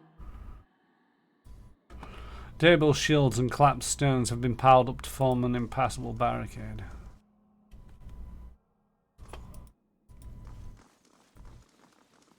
If you say so. That'll do. He'll regret this. Do not remove any equipment from the armory without permission from Arms Warden Myron or Captain Gregor. Ain't that special?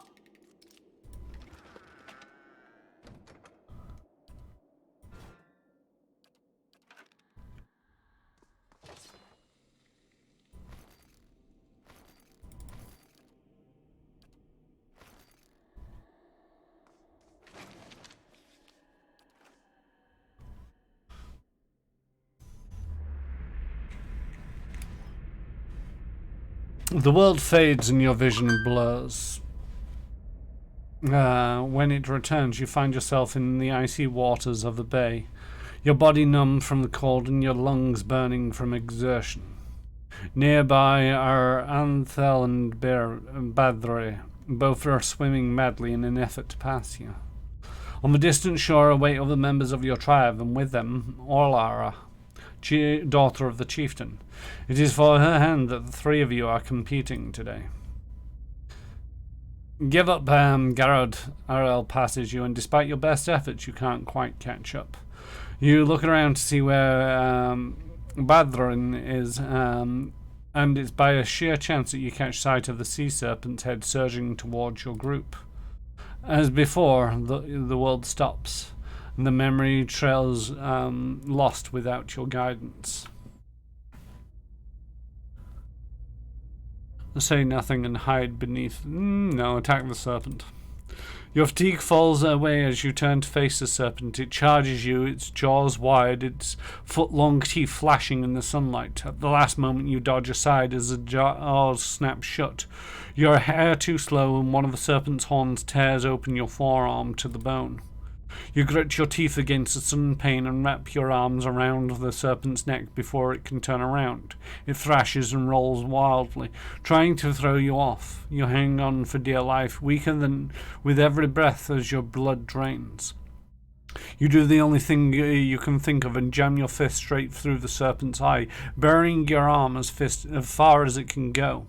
The serpent whips around in agony and your grip slips. You tumble through the air as your consciousness fades. The race. How could I have forgotten the events of that day? Gurren looks at his hands. I remember it now, and I feel no different yet. Please, you must find the last part of my helm. If you say so.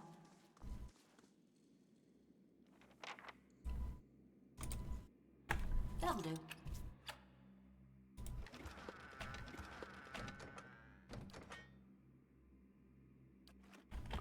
So just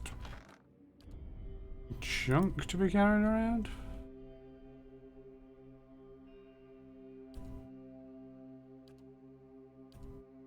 I don't know, it's a quest thing.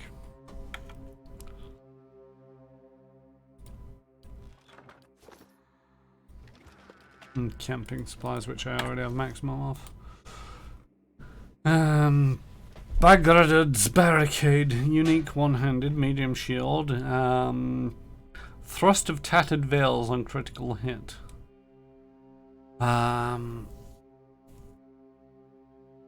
to 35 crush damage, accuracy 10 versus deflection. Interrupt strong.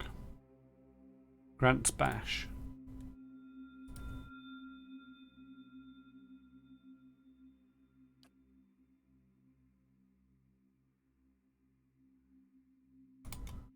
Compare the two. Deflection is better, accuracy is worse. Although I could possibly enchant this. Yeah, I can give you the exceptional.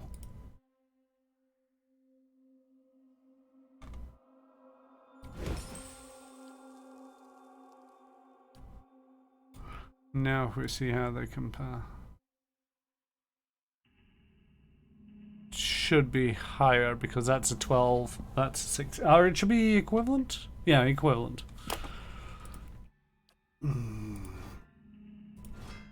There we go, we got a fancy looking shield. That looks awful. Just, it's a fancy looking shield, but because of a coloured contrast difference, it just looks absolutely awful in my humble opinion. Doesn't show up too well on this, does it? Oh no, it does. Where are we? We're gonna go this way.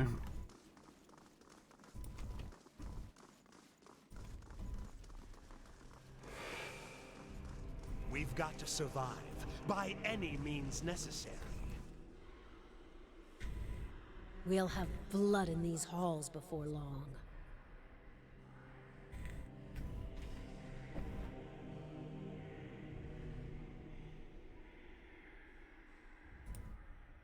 The statue of Abaddon is mottled and tarnished, but each bolt and rivet appears to be crafted with meticulous detail.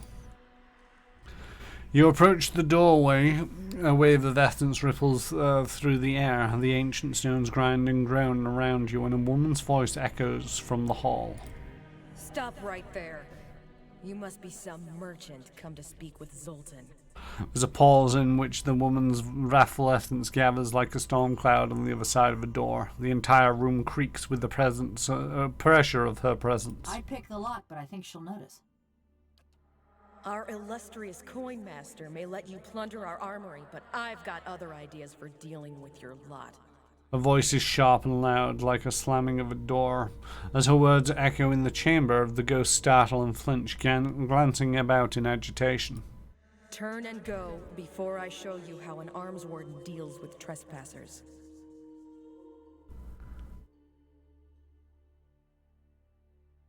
A group called the Leaden Key is seeking something here. The ghost stirs, looking around and shivering. Their eyes widen and glow as they light on you, as if they're noticing you for the first time. Just as quickly they gaze away and seem to forget you once more. But now they seem alert, wary. Whoever you're searching for, I haven't seen them. And none get past me. Leave our halls. Go back to whatever land you hail from. Your foundations were blessed by Abaddon himself. What harm could I possibly do? You sound like Exandru. At least you're no friend of Zoltan's, then. A gust of air sighs across your feet. You may pass, but don't make me regret this. I'll be watching you. And then I'm going to turn around and go the other way, because that seems to be going deeper than I currently want.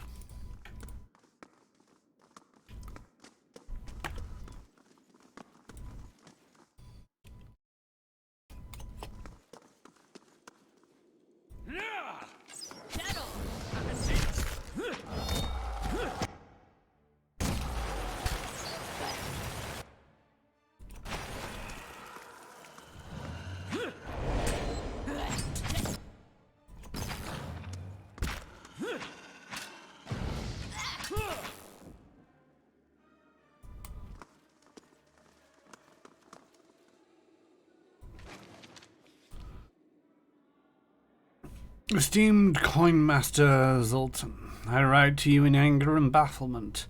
Have I not been a faithful customer to you? Have I not been fair in my dealings? Yet after all our business together, your people turn me away like some filthy beggar. I arrived at the battery a fortnight ago, frost in my beard and not a morsel in my belly. Barely had I unhitched my horse when the Commandant Exandru came to meet me. The priest told me that I would be welcome, but my profane business would not. In short, I would have to leave at first light, my wagons empty. Certainly this was but a negotiating tactic. I told Exandru that I of course come to see him compensated along with you. He left in a huff, and I presented myself at the door. It was Commandant Maru, your arms warden, who met me. She told me to leave at once, that she wouldn't have any of my coin-grubbing hands tarnishing Durgan steel. Now I feel appreciative of forceful bargaining as much as... I appreciate forceful bargaining as much as any man of coin, but I was cold, hungry, and put off by her vehemence. I showed her the letter you sent me inviting me to examine your latest stock of Durgan steel. Commandant Murren drove the rapier through the letter and lanced it in two. She then warned me that her blade, a fine weapon indeed, would be the last I'd ever laid my eyes on if I did not hie back down the mountain at once. Never have I endured such humiliation and expense, only to return home empty-handed. I do not understand what has passed between you and your associates, but I urge you take charge. I fear the other commandants will be your undoing, indeed, if that's all Durgan's battery. Indeed, that of all in Durgan's battery, if you do not deal with them swiftly and decisively. Yours, Mestre Ontario of Crescendo. Casaro. Robbing the place blind because I can. Daily affirmations of focus and efficiency. 1. All errors can be reforged into lessons. Abaddon rebuilt himself from ruin. No setback is insurmountable, not even death itself, as long as the soul is dedicated to the task. I think I've read this before. 2. Hard work, Abaddon demands only honest labor and forthright service. All errors can be reforged if your first intentions are pure. 3. Even. I can read. I can count. All ignorance can be reforged into knowledge. Your master your craft. Excel at what you have been trusted to do. Do not offend your teacher by remaining a student forever. 4. Each generation must forge its successors, teaching your trade to all who are willing to learn, and in doing so, multiply the fruits of your knowledge. 5. All difficulties can be reforged into triumph. Meet strife with humility and acceptance. Let adversity temper the ingot of your will, and you will never be shattered. 6. Embrace your station. Fulfill the duties of your rank and meddle not in the affairs of your betters. All guilds fail at their weakest link. 7. All loss can be reforged into strength. Profitable work heals all emptiness. So long as you have the tools of your trade, you will always be able to forge wealth anew. 8. Value the work of others, and they will value your work in return. Share the harvest with the hungry, and your tools with the destitute. 9. All souls can be reforged into whatever we will. Hard work is not exclusive to life. Death is no time for complacency. Commit yourself to excellence in this cycle, and the next.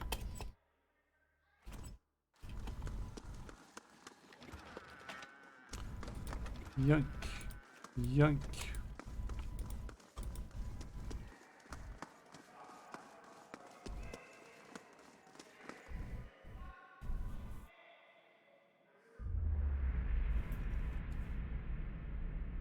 Damn you both!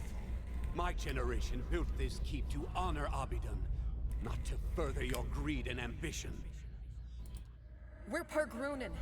Our forefathers explored and conquered, but you've stuck us in this frigid hall. Paved with gold and marble. I won't allow us to abandon our legacy for your delusions. No, you'll peddle it away to line your pockets. How much have you made selling our steel, Zoltan? Again with your lies. You think I don't hear you turning the others against me? These walls echo, and... Enough! I'll send the Forge Guardians on both of you if that's what it takes.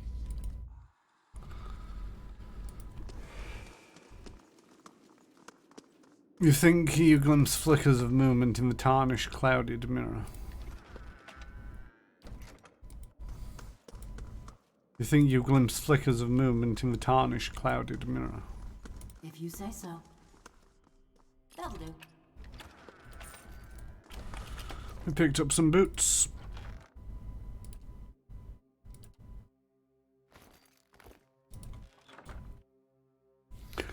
Plus 30 defense against prone attacks, plus 15 defense against push attacks.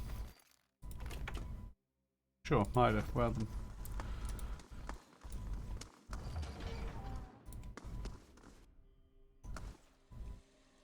Word.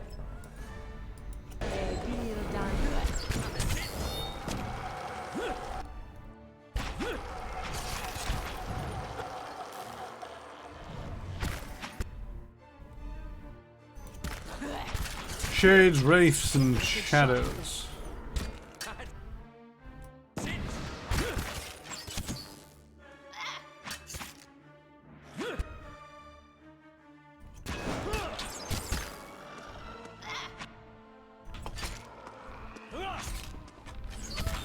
Do do do do do do do do do do do do do do do.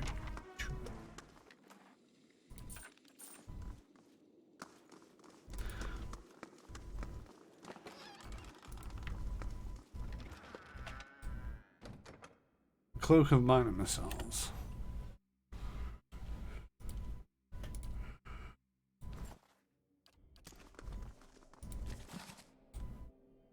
Bill of sale. You unroll the scroll and see the inventory of weapons and armor.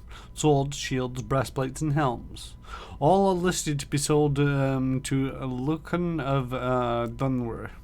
The bill is signed by Commandant Zoltan, coinmaster of Durgan's Battery. Most of these crates and barrels are empty, and several are overturned. It looks as if they were cleared out in a hurry. He's a traitor to the battery. Keeping an eye out.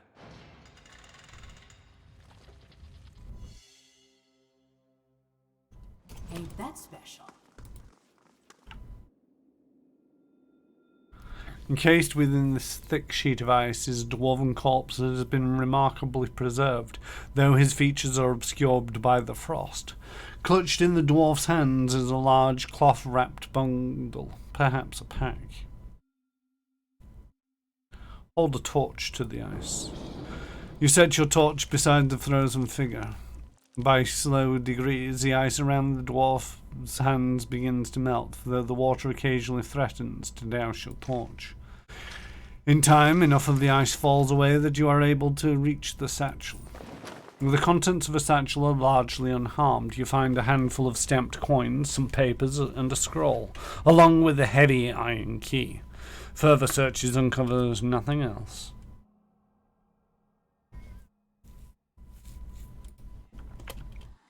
If you say so. Got it done.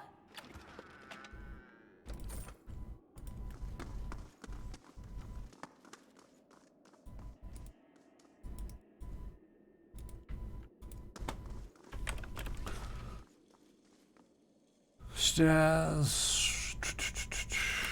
Let's go over here and see what there is to see. She'll bring these walls down around us. Probably.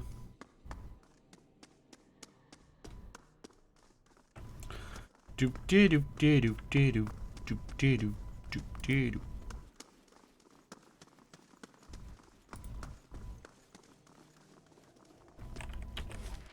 think I want to go up first. Yeah, wrong button. Yep, there we go. Whee! Fast mode activated. Stumpy, stumpy, stumpy, stump, stump, stump, stump, stump. No, never. Voices in my head. Scream all you like.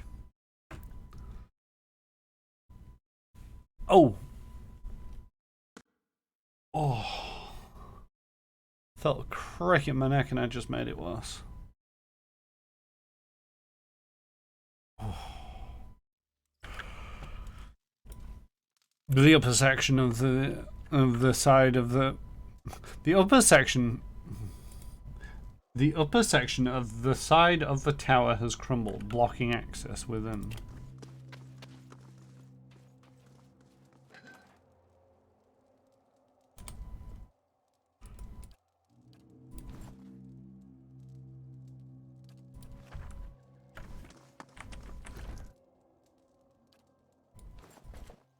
Yeah, have a cloak.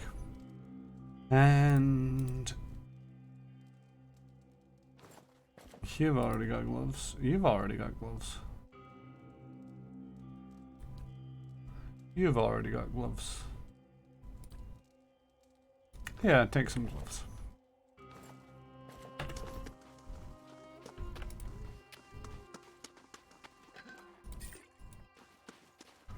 I'll keep an eye out.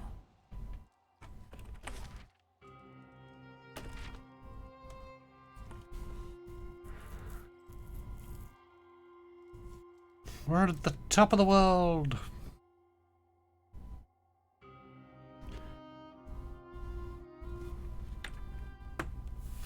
You can hotkey any ability while hovering the mouse cursor over the button and pressing the desired hotkey.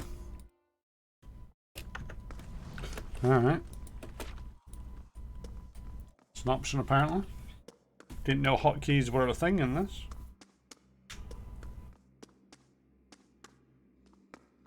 It's always one of them where it's like, I don't mind hotkeys in a lot of things. They can very much help, but in something where, you know, put it on pause, do the thing, take it off pause, put it on pause, do the thing, take it off pause. I just find hotkeys make such a mess of it, rather than helping. 'Cause you can never remember what's bound to what hotkey because it's not fixed. Suppose with practice you might get there, but there's no need for any rush because you just pause the game and do it slowly and manually. Continue past the mines.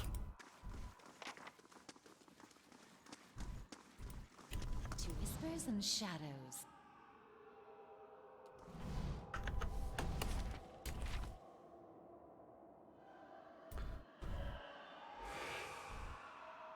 We can't hold him off!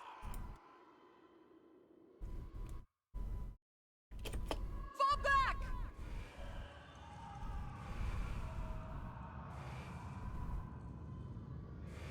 You're not getting through me.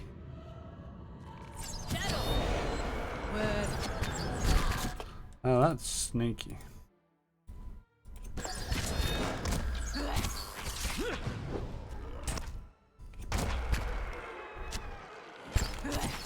it!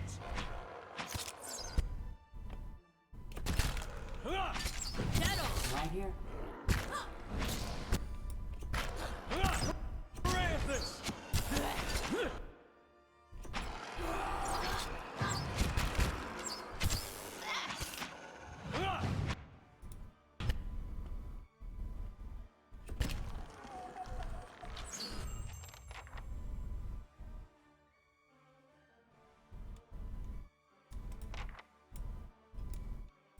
The devil is down again, and the devil is not looking so good.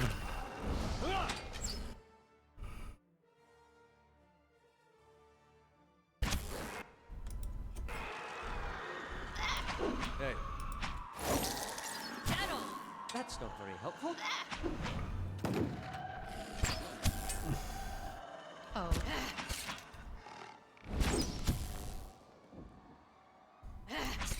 No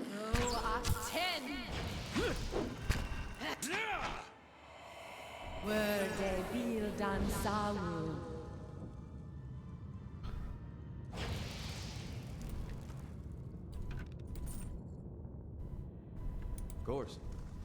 Going to go back and rest up so the devil don't die.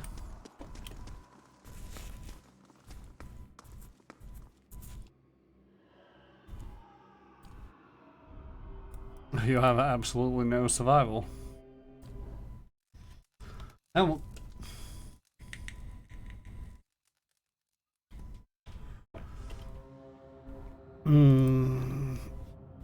A wanted criminal by the name of Neidre the Deft Hand has arrived in your stronghold. Send escort. Pellegina. And Bright Hello Lab construction complete. That leaves us with the 0-0 of the merchant stalls or the 1-0 of the Bright Hollow courtyard pool. Let's do the courtyard pool first and then we'll do the merchant. Oh, we missed the botanical gardens. Okay. So the Bright Hollow courtyard pool, then the botanical gardens, and then the merchant stalls. We are fully rested. Let us continue along our way. Something heavy broke through the railing and gouged a chunk out of the bridge. Heat ripples and rises over the great covered hallways below you. Heat ripples and rises from the great covered hallways below you. Every bone in the skeleton has been snapped in 2 or more places. Workshop. They're coming! To the mines! If you say so.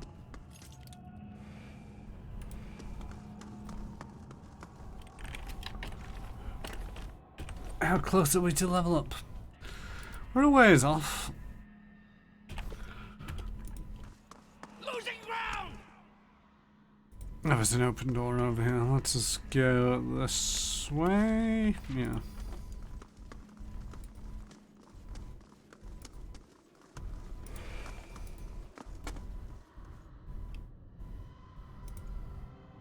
Swords and helms have been laid at the feet of this statue. If you say so. Got it done. Gauntlets of Ogre's Might.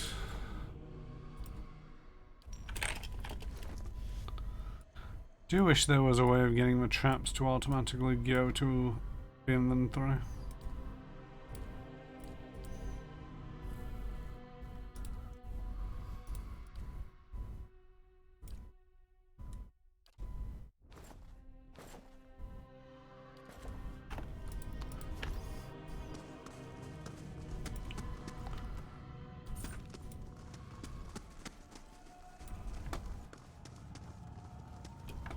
Silence surrounds me.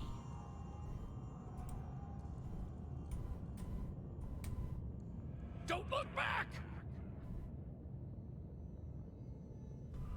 Keep running!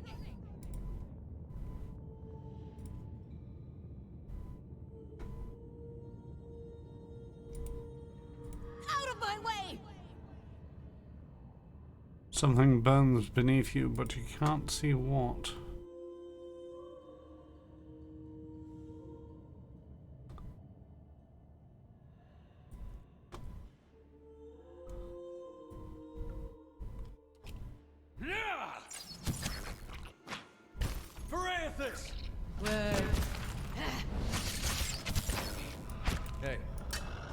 You wanna get out of the way a little?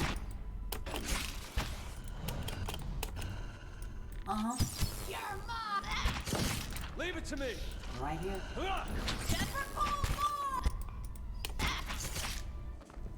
I shall.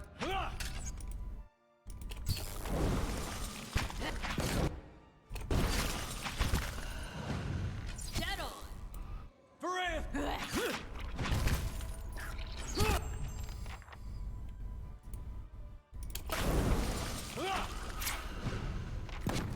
Do. Why are you not moving forward? Right here. Yes, I know you're right there. I want you to be right over here. There we go. Hey.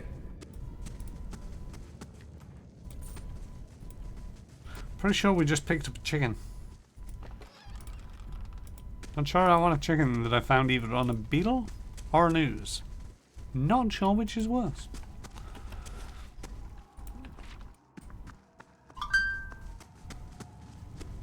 Yes, yes. Didn't realise what time they were going live. Heat from the level below prickles your skin.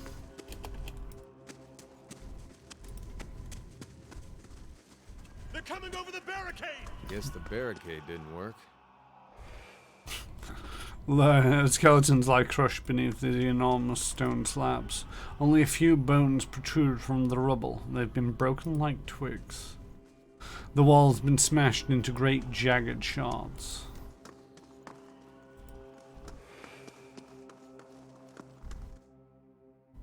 Many of the bones have been ground into grit.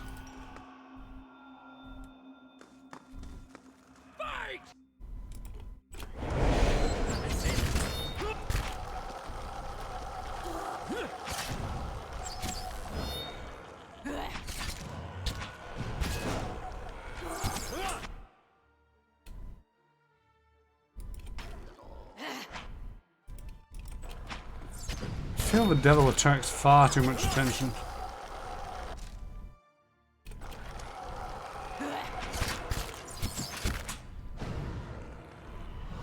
Constantly getting their asses handed to them.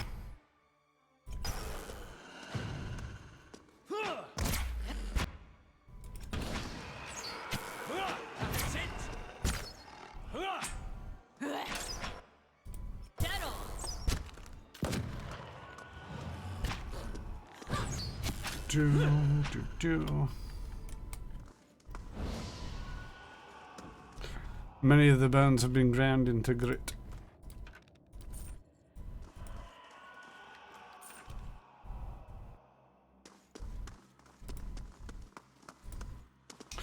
The breastplates and cuirasses are all smashed or bent beyond further use. The stone slabs have been shattered like pottery. A heavy bronze suit appears to have been ripped apart, its pieces scattered across the floor.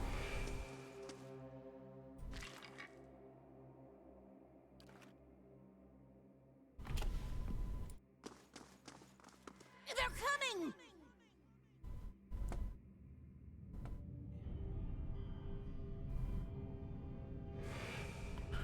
To seek the White Forge in the north.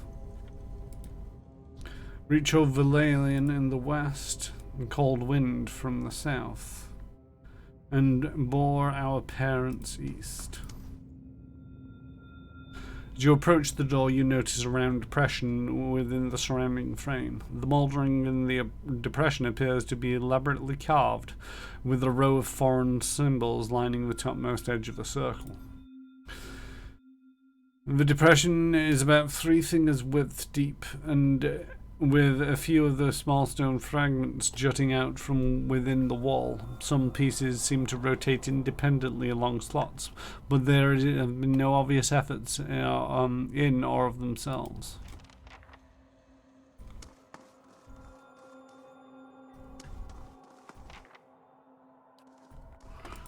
Guessing I need a thing to do that.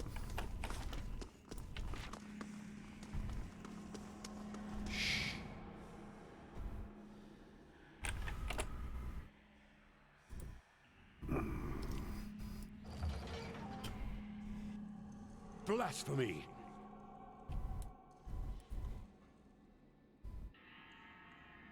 Despite the years of weathering, where the helmets and the other armors in this room are plain,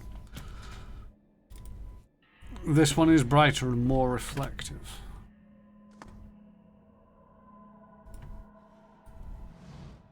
Circular depression carved into the stone sits below the relief of a dwarven warrior. The armor-clad figure stands over a defeated enemy. Inspect the stone's carving. One hole punctures the bottom of the circular depression. Its edges seem worn, as if something has scraped against them. Above the depression, stepping on the corpse of a vanquished foe, a dwarf holds his own helmet high in signs of victory. His armor has been poised, bracing behind a broad shield, thick and sturdy as a city gate. The circular depression carved in stone sits above the relief of the dwarven warrior. The armor-clad figure stands guard against an unseen enemy. 2 holes puncture the bottom of the circular depression. The edges seem worn as if something has scraped against them. Above the depression, a dwarf appears ready to defend against charge, holding a shield high and sword low. The sword wielded by this suit of armor is covered with fine detailed work, far more intricate than that of the armor itself. In a circular depression carved into the stone sits the relief of the dwarven warrior. The armor-clad figure is charging ahead against an unseen enemy. 3 holes puncture the bottom of the circular depression. Their edges seem worn as if something had scraped against them. Above the depression, the dwarf ready to charge, holding shield low and sword high. A hole bore in the stone, its edges blackened and gritty with soot.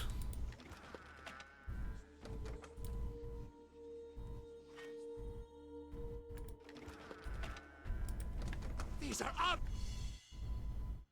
Obsidian's treasures.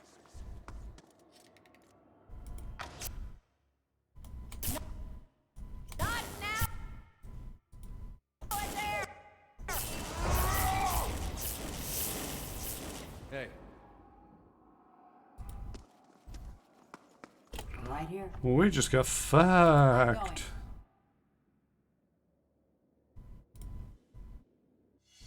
Oh, look at here.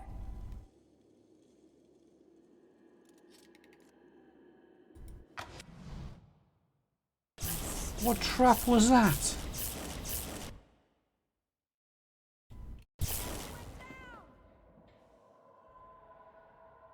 Of course. Right here.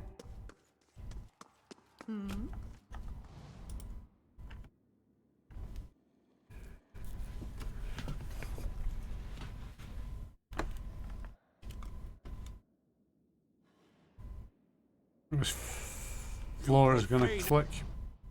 Obsidian's sacred ground.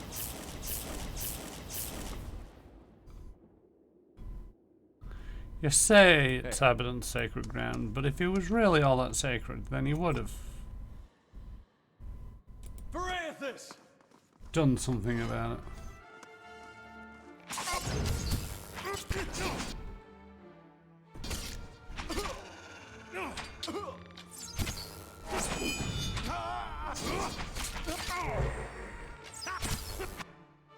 Here's to a fresh start.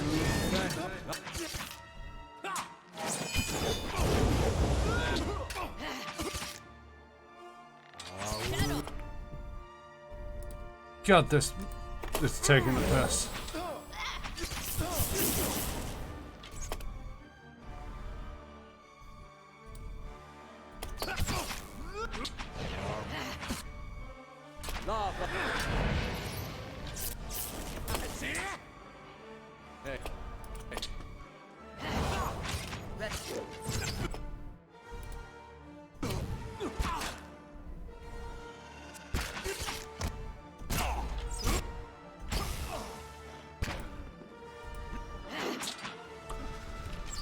Maybe this is what they meant by, you know, don't piss these guys off. Come on, kill that guy.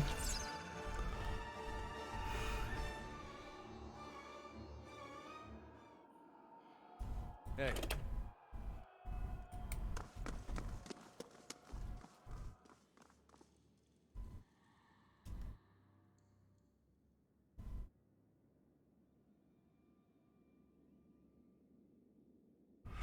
Alright, let's rest again because somebody got messed up. And maybe a little bit dead.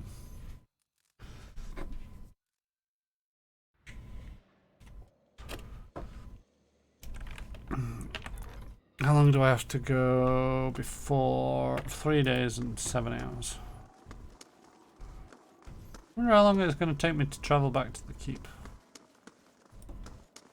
Eh. Oh yeah, all that was for some mace. Night Shroud, mace. One-handed, binds with rogue or priest. Shadows ooze and pull around you, filling your mind with memories of fugitive expeditions, clandestine meetings, and trafficking of secrets. You hear whispers of men and women snuck, struck, and survived by the power of this weapon. I mean, we have a rogue, I suppose.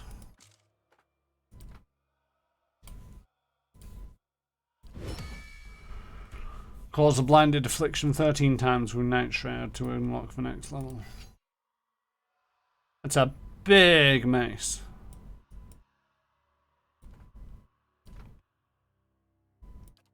Oh no, don't want that one. I wanted that, and I wanted... Oh, shields in here? Shields are in here.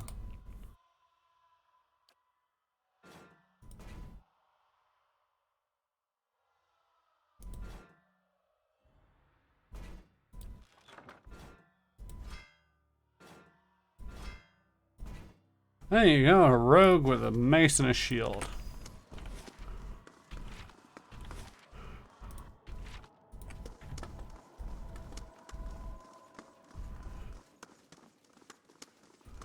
See what else there is to discover along this path.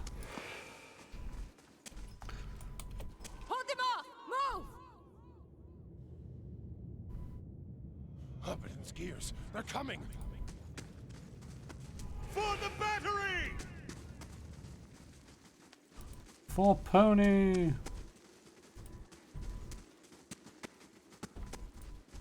We're outnumbered! Listen, you hear that?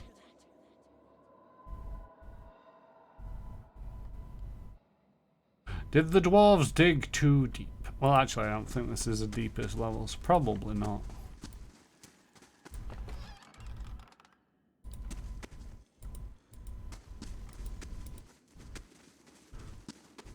Iron and copper deposits are splattered with blood.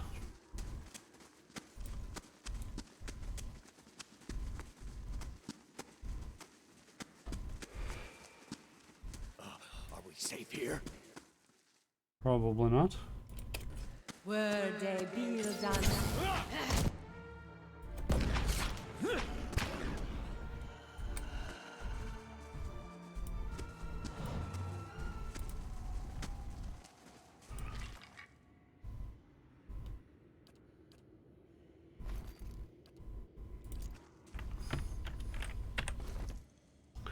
Some belt of constitution.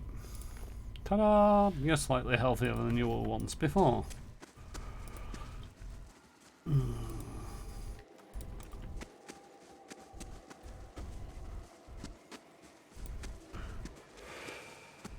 Hurry! We can hide here! They're going to come for us here, and...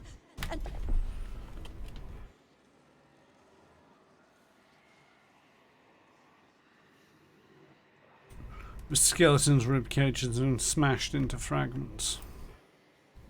This dwarf remains lying on the floor, covered in dirt and swathed in cobwebs. Essence drifts nearby, hanging in the stale air like dusts of moat. Not like dust motes.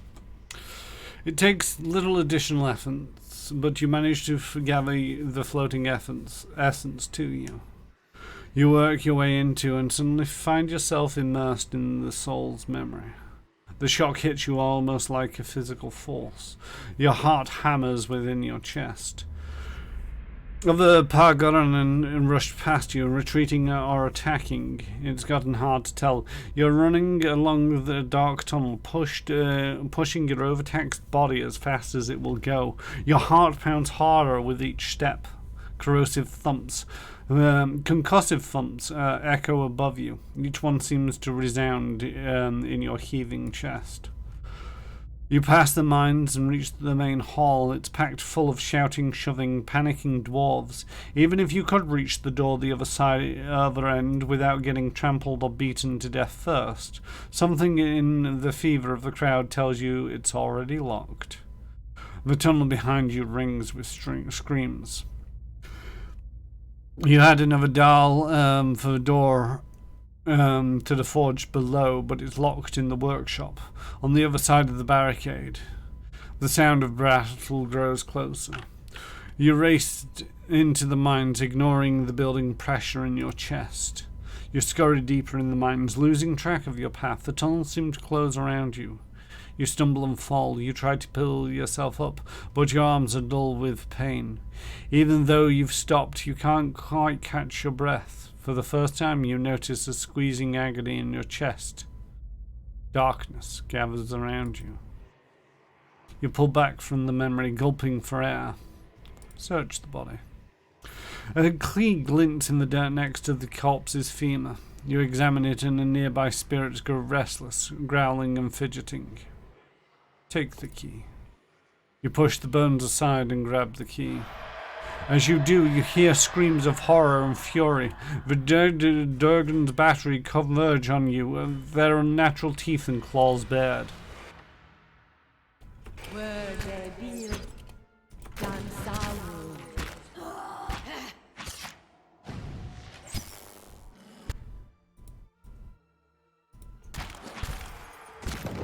Lead the way.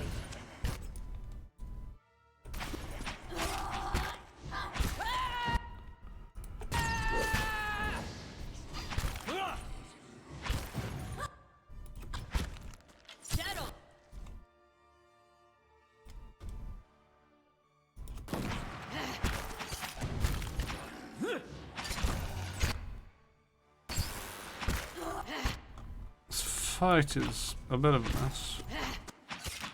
But not too deadly. I think there's one more hiding over here. No? Fair enough. Alright. And now we gotta fight our way out of the mines.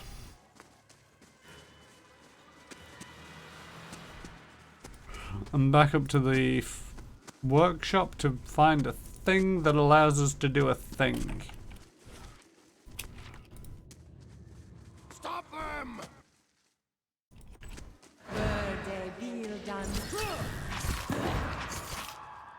Seems to be a lot more spirits here than there was.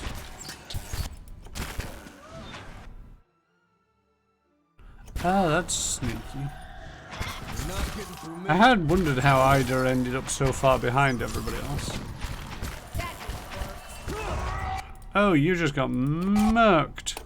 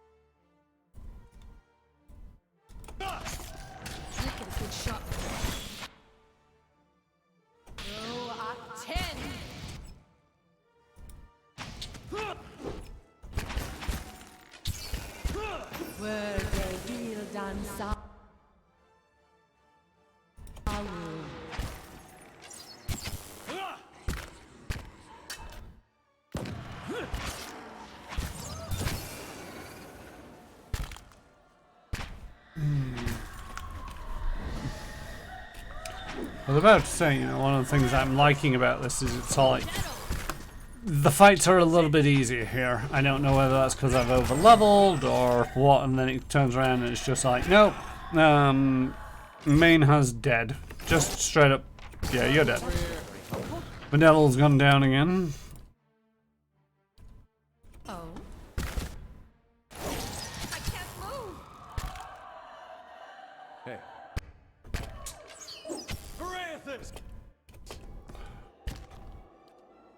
Just allow me to do things, please, game.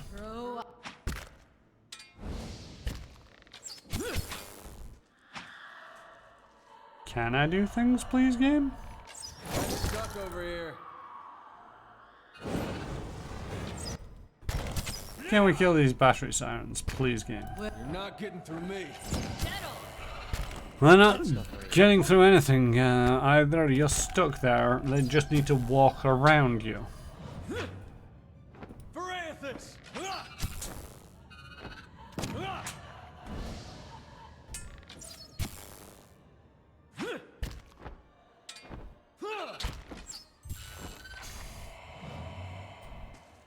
But if there was any way of doing this without triggering all the spirits to attack you.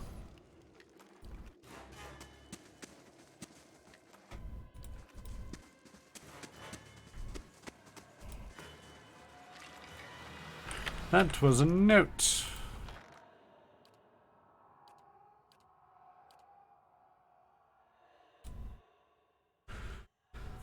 Erasmus' letter. Something was hastily scrawled across this page. It reads, Flora, we're trapped here, but I take heart in knowing you're safe below. When this ends, take whatever you can carry and leave the fort Bone Picker at once. Take our nephew if you can. It's not safe here. Keep this with you. Your love, Erasmus. The other side looks like a poem, but it's obscured with dirt.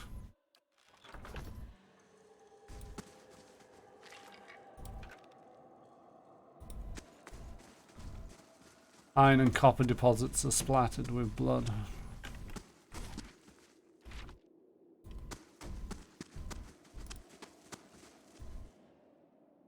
An empty minecart sits in the mouth of this tunnel, waiting to be loaded with ore. Despite the condition of some of the surrounding tunnels, this cart and the tracks beyond appear to be intact. There is a lever at the base of the tracks. Look inside the cart. The cart is empty, if dusty and patchy with rust. It's large enough for a group of kith might fit inside, uncomfortably. Walk away! I think that's the way downstairs, but maybe you'll get dumped into the forge room, and that doesn't sound like a good idea to me. Were they build and stop? Parathis!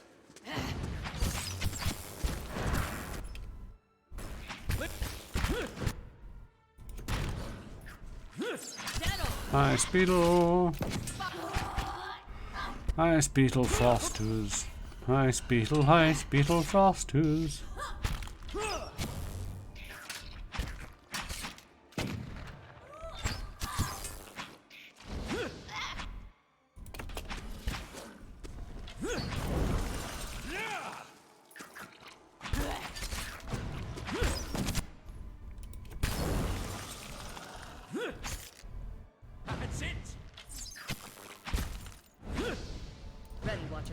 How are your bows doing?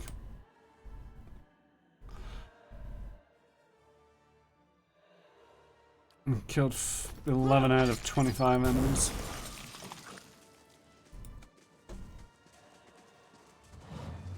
Come on, don't freeze already. The rocks choke this tunnel, the tunnel mouth as if it caved in or was purposefully collapsed some time ago.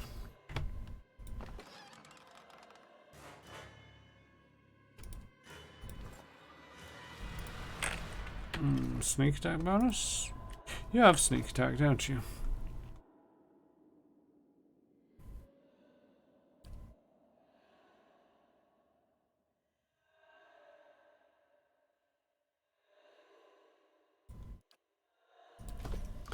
Gotta remember you do a lot more damage. Damage to flank targets. Meh.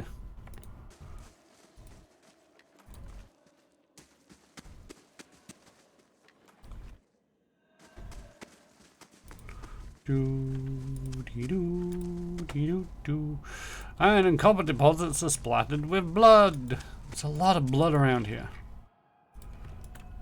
I'm also kind of curious how we know that it's blood, because I'm pretty sure it's been here for, you know, decades, if not centuries, and it's, oh yeah, that's blood.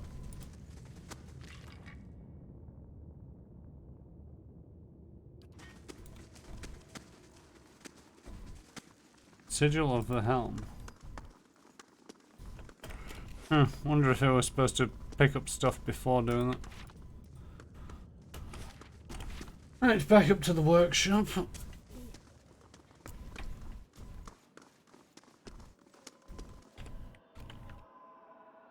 Bum bum bum bum.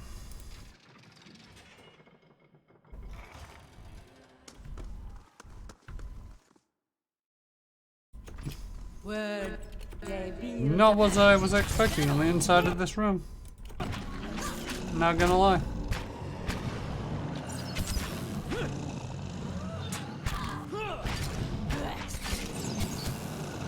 Leave it to me.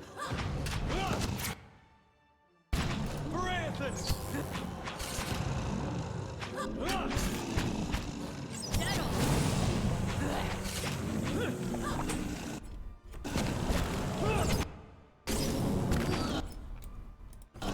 Just tasted breakfast.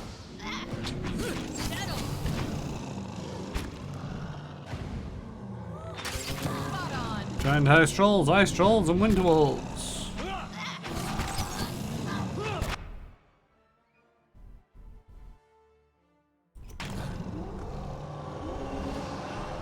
Leave it to me.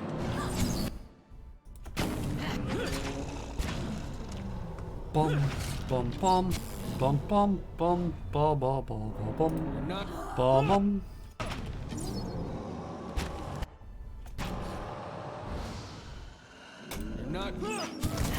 And you go down.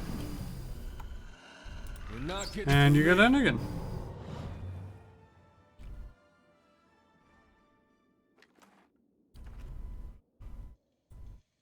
This map of the mines, but various tunnels and choke points have been marked off with X's. It looks like a hasty battle plan. The freezing draft filters through the collapsed wall. It looks as if something broke from the outside. These scrolls catalogue quantities of ore and minerals taken from the mines.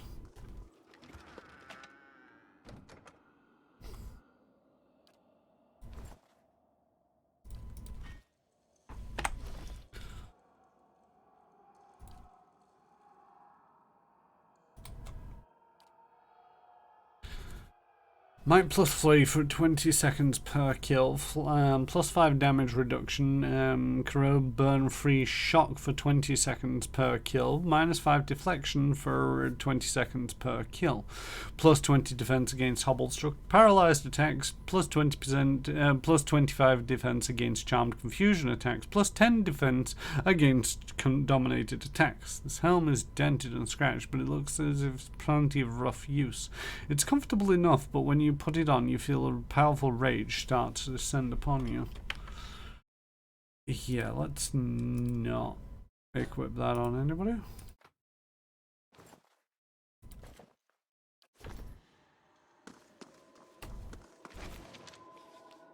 A stone dial.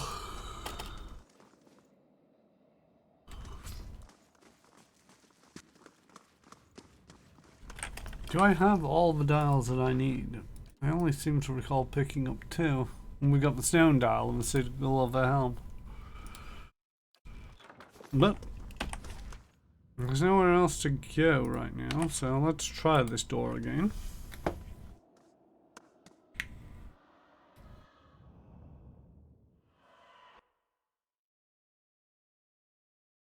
God dang it.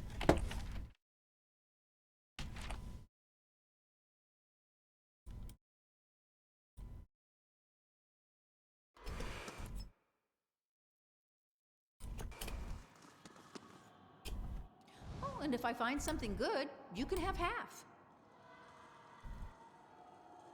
You're not getting through me. Parathis! You're not getting through me. You're not getting through me.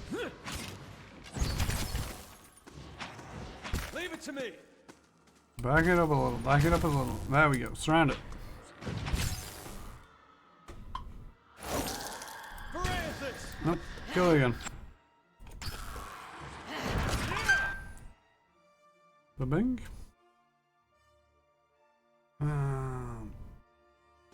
Ba-bing. Leave it to Parathis!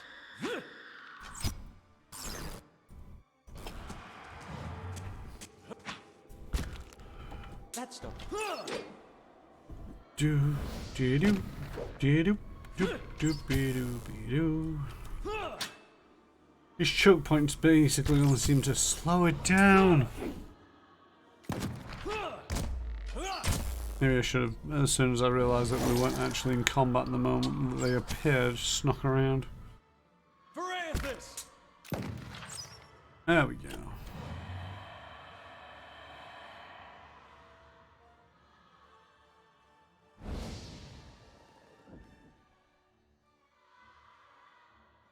We out of combat yet?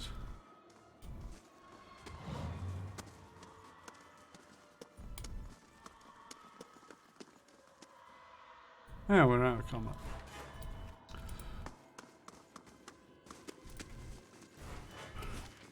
Right. To the forge.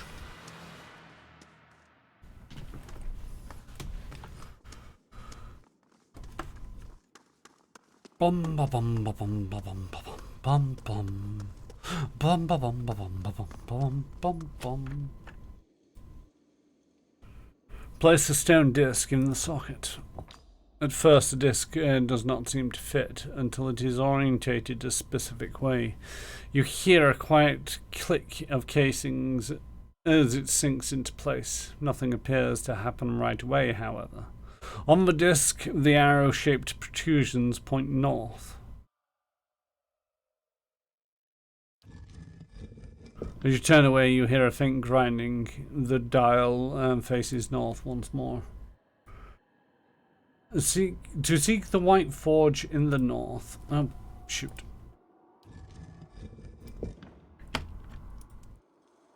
Reach Old Verlaine in the west.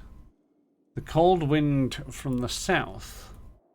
Bore our parents east. Push the disc. The disc spins out of your hand. It makes a complete revolution and rises so that it is flush with the rings once more. Rotate the dial clockwise. The dial rotates easily enough through the wall, though you hear a peculiar rattling behind the wall. The dial becomes to rest with a faint click. The arrow points east.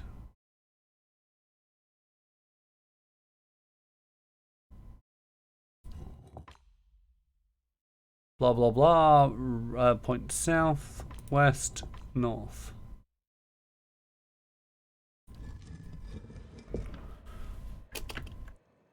North, west, south, east. North, west, south. You press the disc as the arrow points south. You feel a satisfying thunk and notice that the dial has shrunken a fraction of an inch into the depression. The door is still locked, but it feels like a step in the right direction. Okay, so south.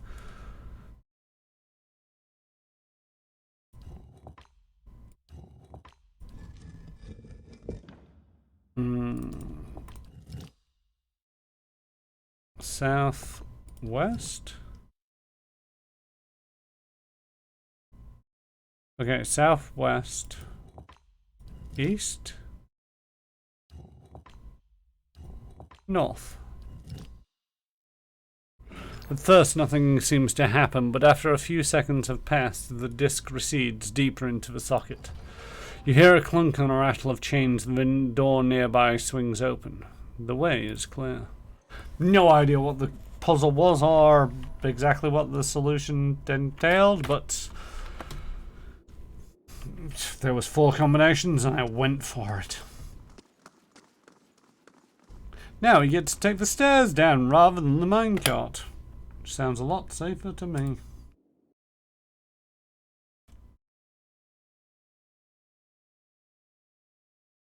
Oh no, I didn't crash it. It just didn't fade to black before the loading screen.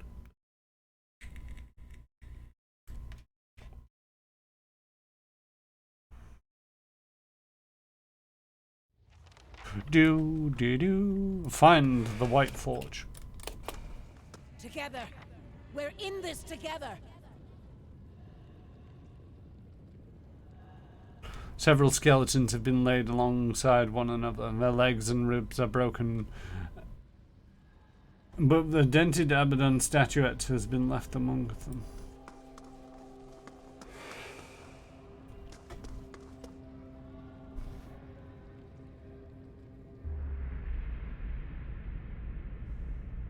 I'll organize the troops to guard the stairs. We can hold them off for a while. Vazo's repairing the Guardians. Ilune's preparing for the... You can't be serious about this. Let's just wait those monsters out. Obsidian wouldn't let us... Obsidian rewards earnest work, not begging and cowering. We must hurry.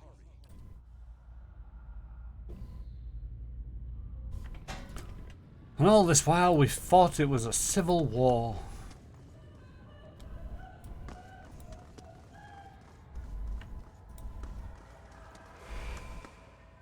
Arm yourselves, soldiers! If you say so. Appears to be locked. Something pulled over this pulled this construct apart like a child's toy. We'll give ourselves for the battery.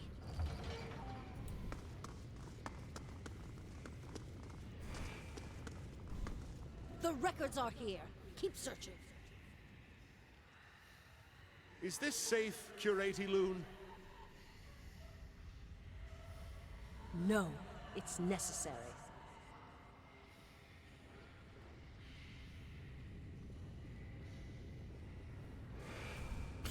Torn scrolls and books with broken spines littered the floor below the shelves. Annals of the Paragonum.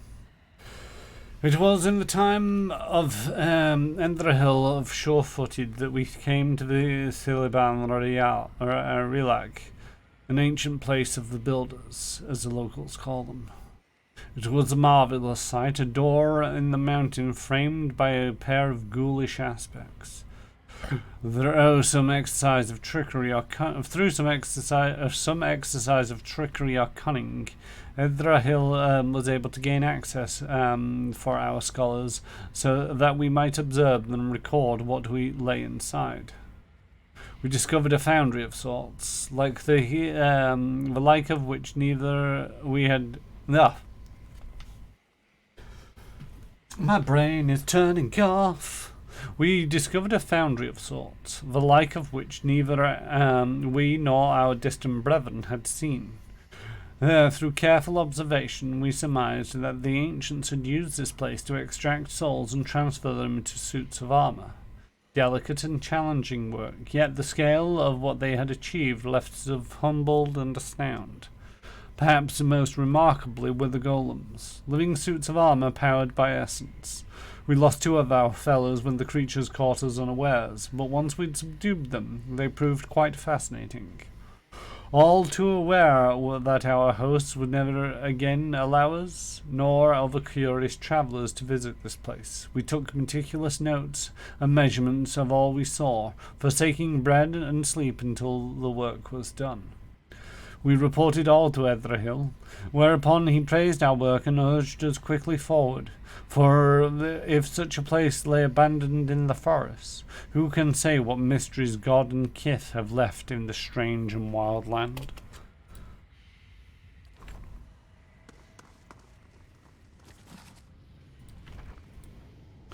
Paragon's histories lie open and abandoned. Some are missing pages. Ancient scrolls have been yanked out of the shelves and left on the floor. Sharp eyes and keen ears. Might be a door further down for that room. I'm probably got one more room, a corner, or a fight. And then gonna be calling it here. Fight it is. Oh, we are getting murdered.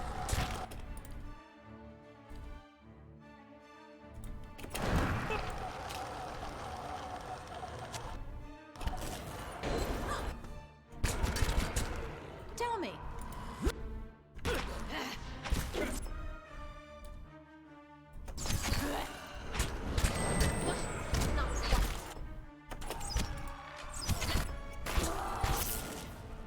I could do with you not dying. How are we doing? I can't tell. Oh, that stung.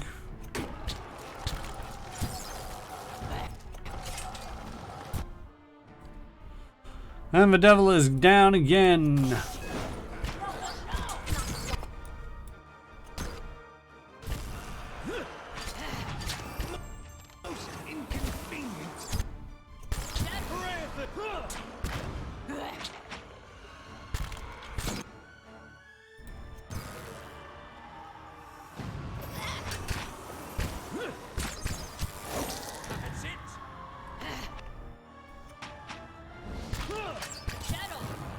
Come on.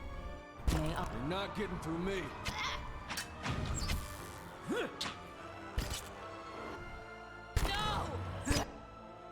Said no, but I don't know what the no was about.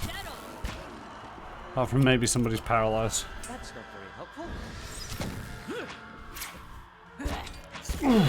That was rough. Not the worst, but rough. Hey. We got a door over there, a hallway over there. I don't want to go too close to that because I might think that it's been searched. All right then. All right then. But I do believe it is time to call it here. End of session 25. End of session 25. At the top of the game, I actually discussed how long I've been playing this, and it said about 70 odd hours. It's 25 hours times by 3, but there has been a couple of breaks, there's been a couple of pauses. I've lost about, what is that? 12 hours to, over 25 sessions. 12 hours, about half an hour a session where it's just either me talking or me quitting earlier or something along those lines. So that's actually not too bad, but at the same token, that's quite substantial. That it's like I've lost 12 hours of gameplay for the streaming that I do. But it's not the worst thing in the world. And now that I think I'm enjoying the White March because I'm guessing it's a more contained experience than the rest of the game. And hopefully once I get out, back out into the world, I'll be able to refocus and be like, I'm doing this quest and be able to achieve it without too much complication. In terms of, the stumbling blocks that I keep coming across where it's like, this area is far too difficult. But yeah, going to be continuing on with the White March. Still in part 1, I believe. We got part 2 to come. Although I think the twist is that the assumption was the Durgan's Battery was some kind of civil war by the dwarves, and as it turns out they were invaded by some monsters, and now we gotta go take care of the monsters because being in here has reawoken them or something. That's my guess. But anyway, I will be back on Thursday for more Pillars of Eternity, and I'm back on Friday for more Bioshock. I would say that All That Glitters Explodes is on Monday, but that is now on a hiatus. We've finished off Season 2. The videos for All That Glitters Explodes are up on YouTube, so I might end up changing the notification to just a link to the YouTube videos. And we are going to raid out, or we are going to raid fellow innkeeper at the Stumbled Inn, the Discord channel that has been notified by Nightbot in the chat. We're going to be raiding Krifu Benel, who is playing the quest for infamy. Infamy, they've all got it, infamy. And yeah, I hope to see you all next time. But until then, daddy bye.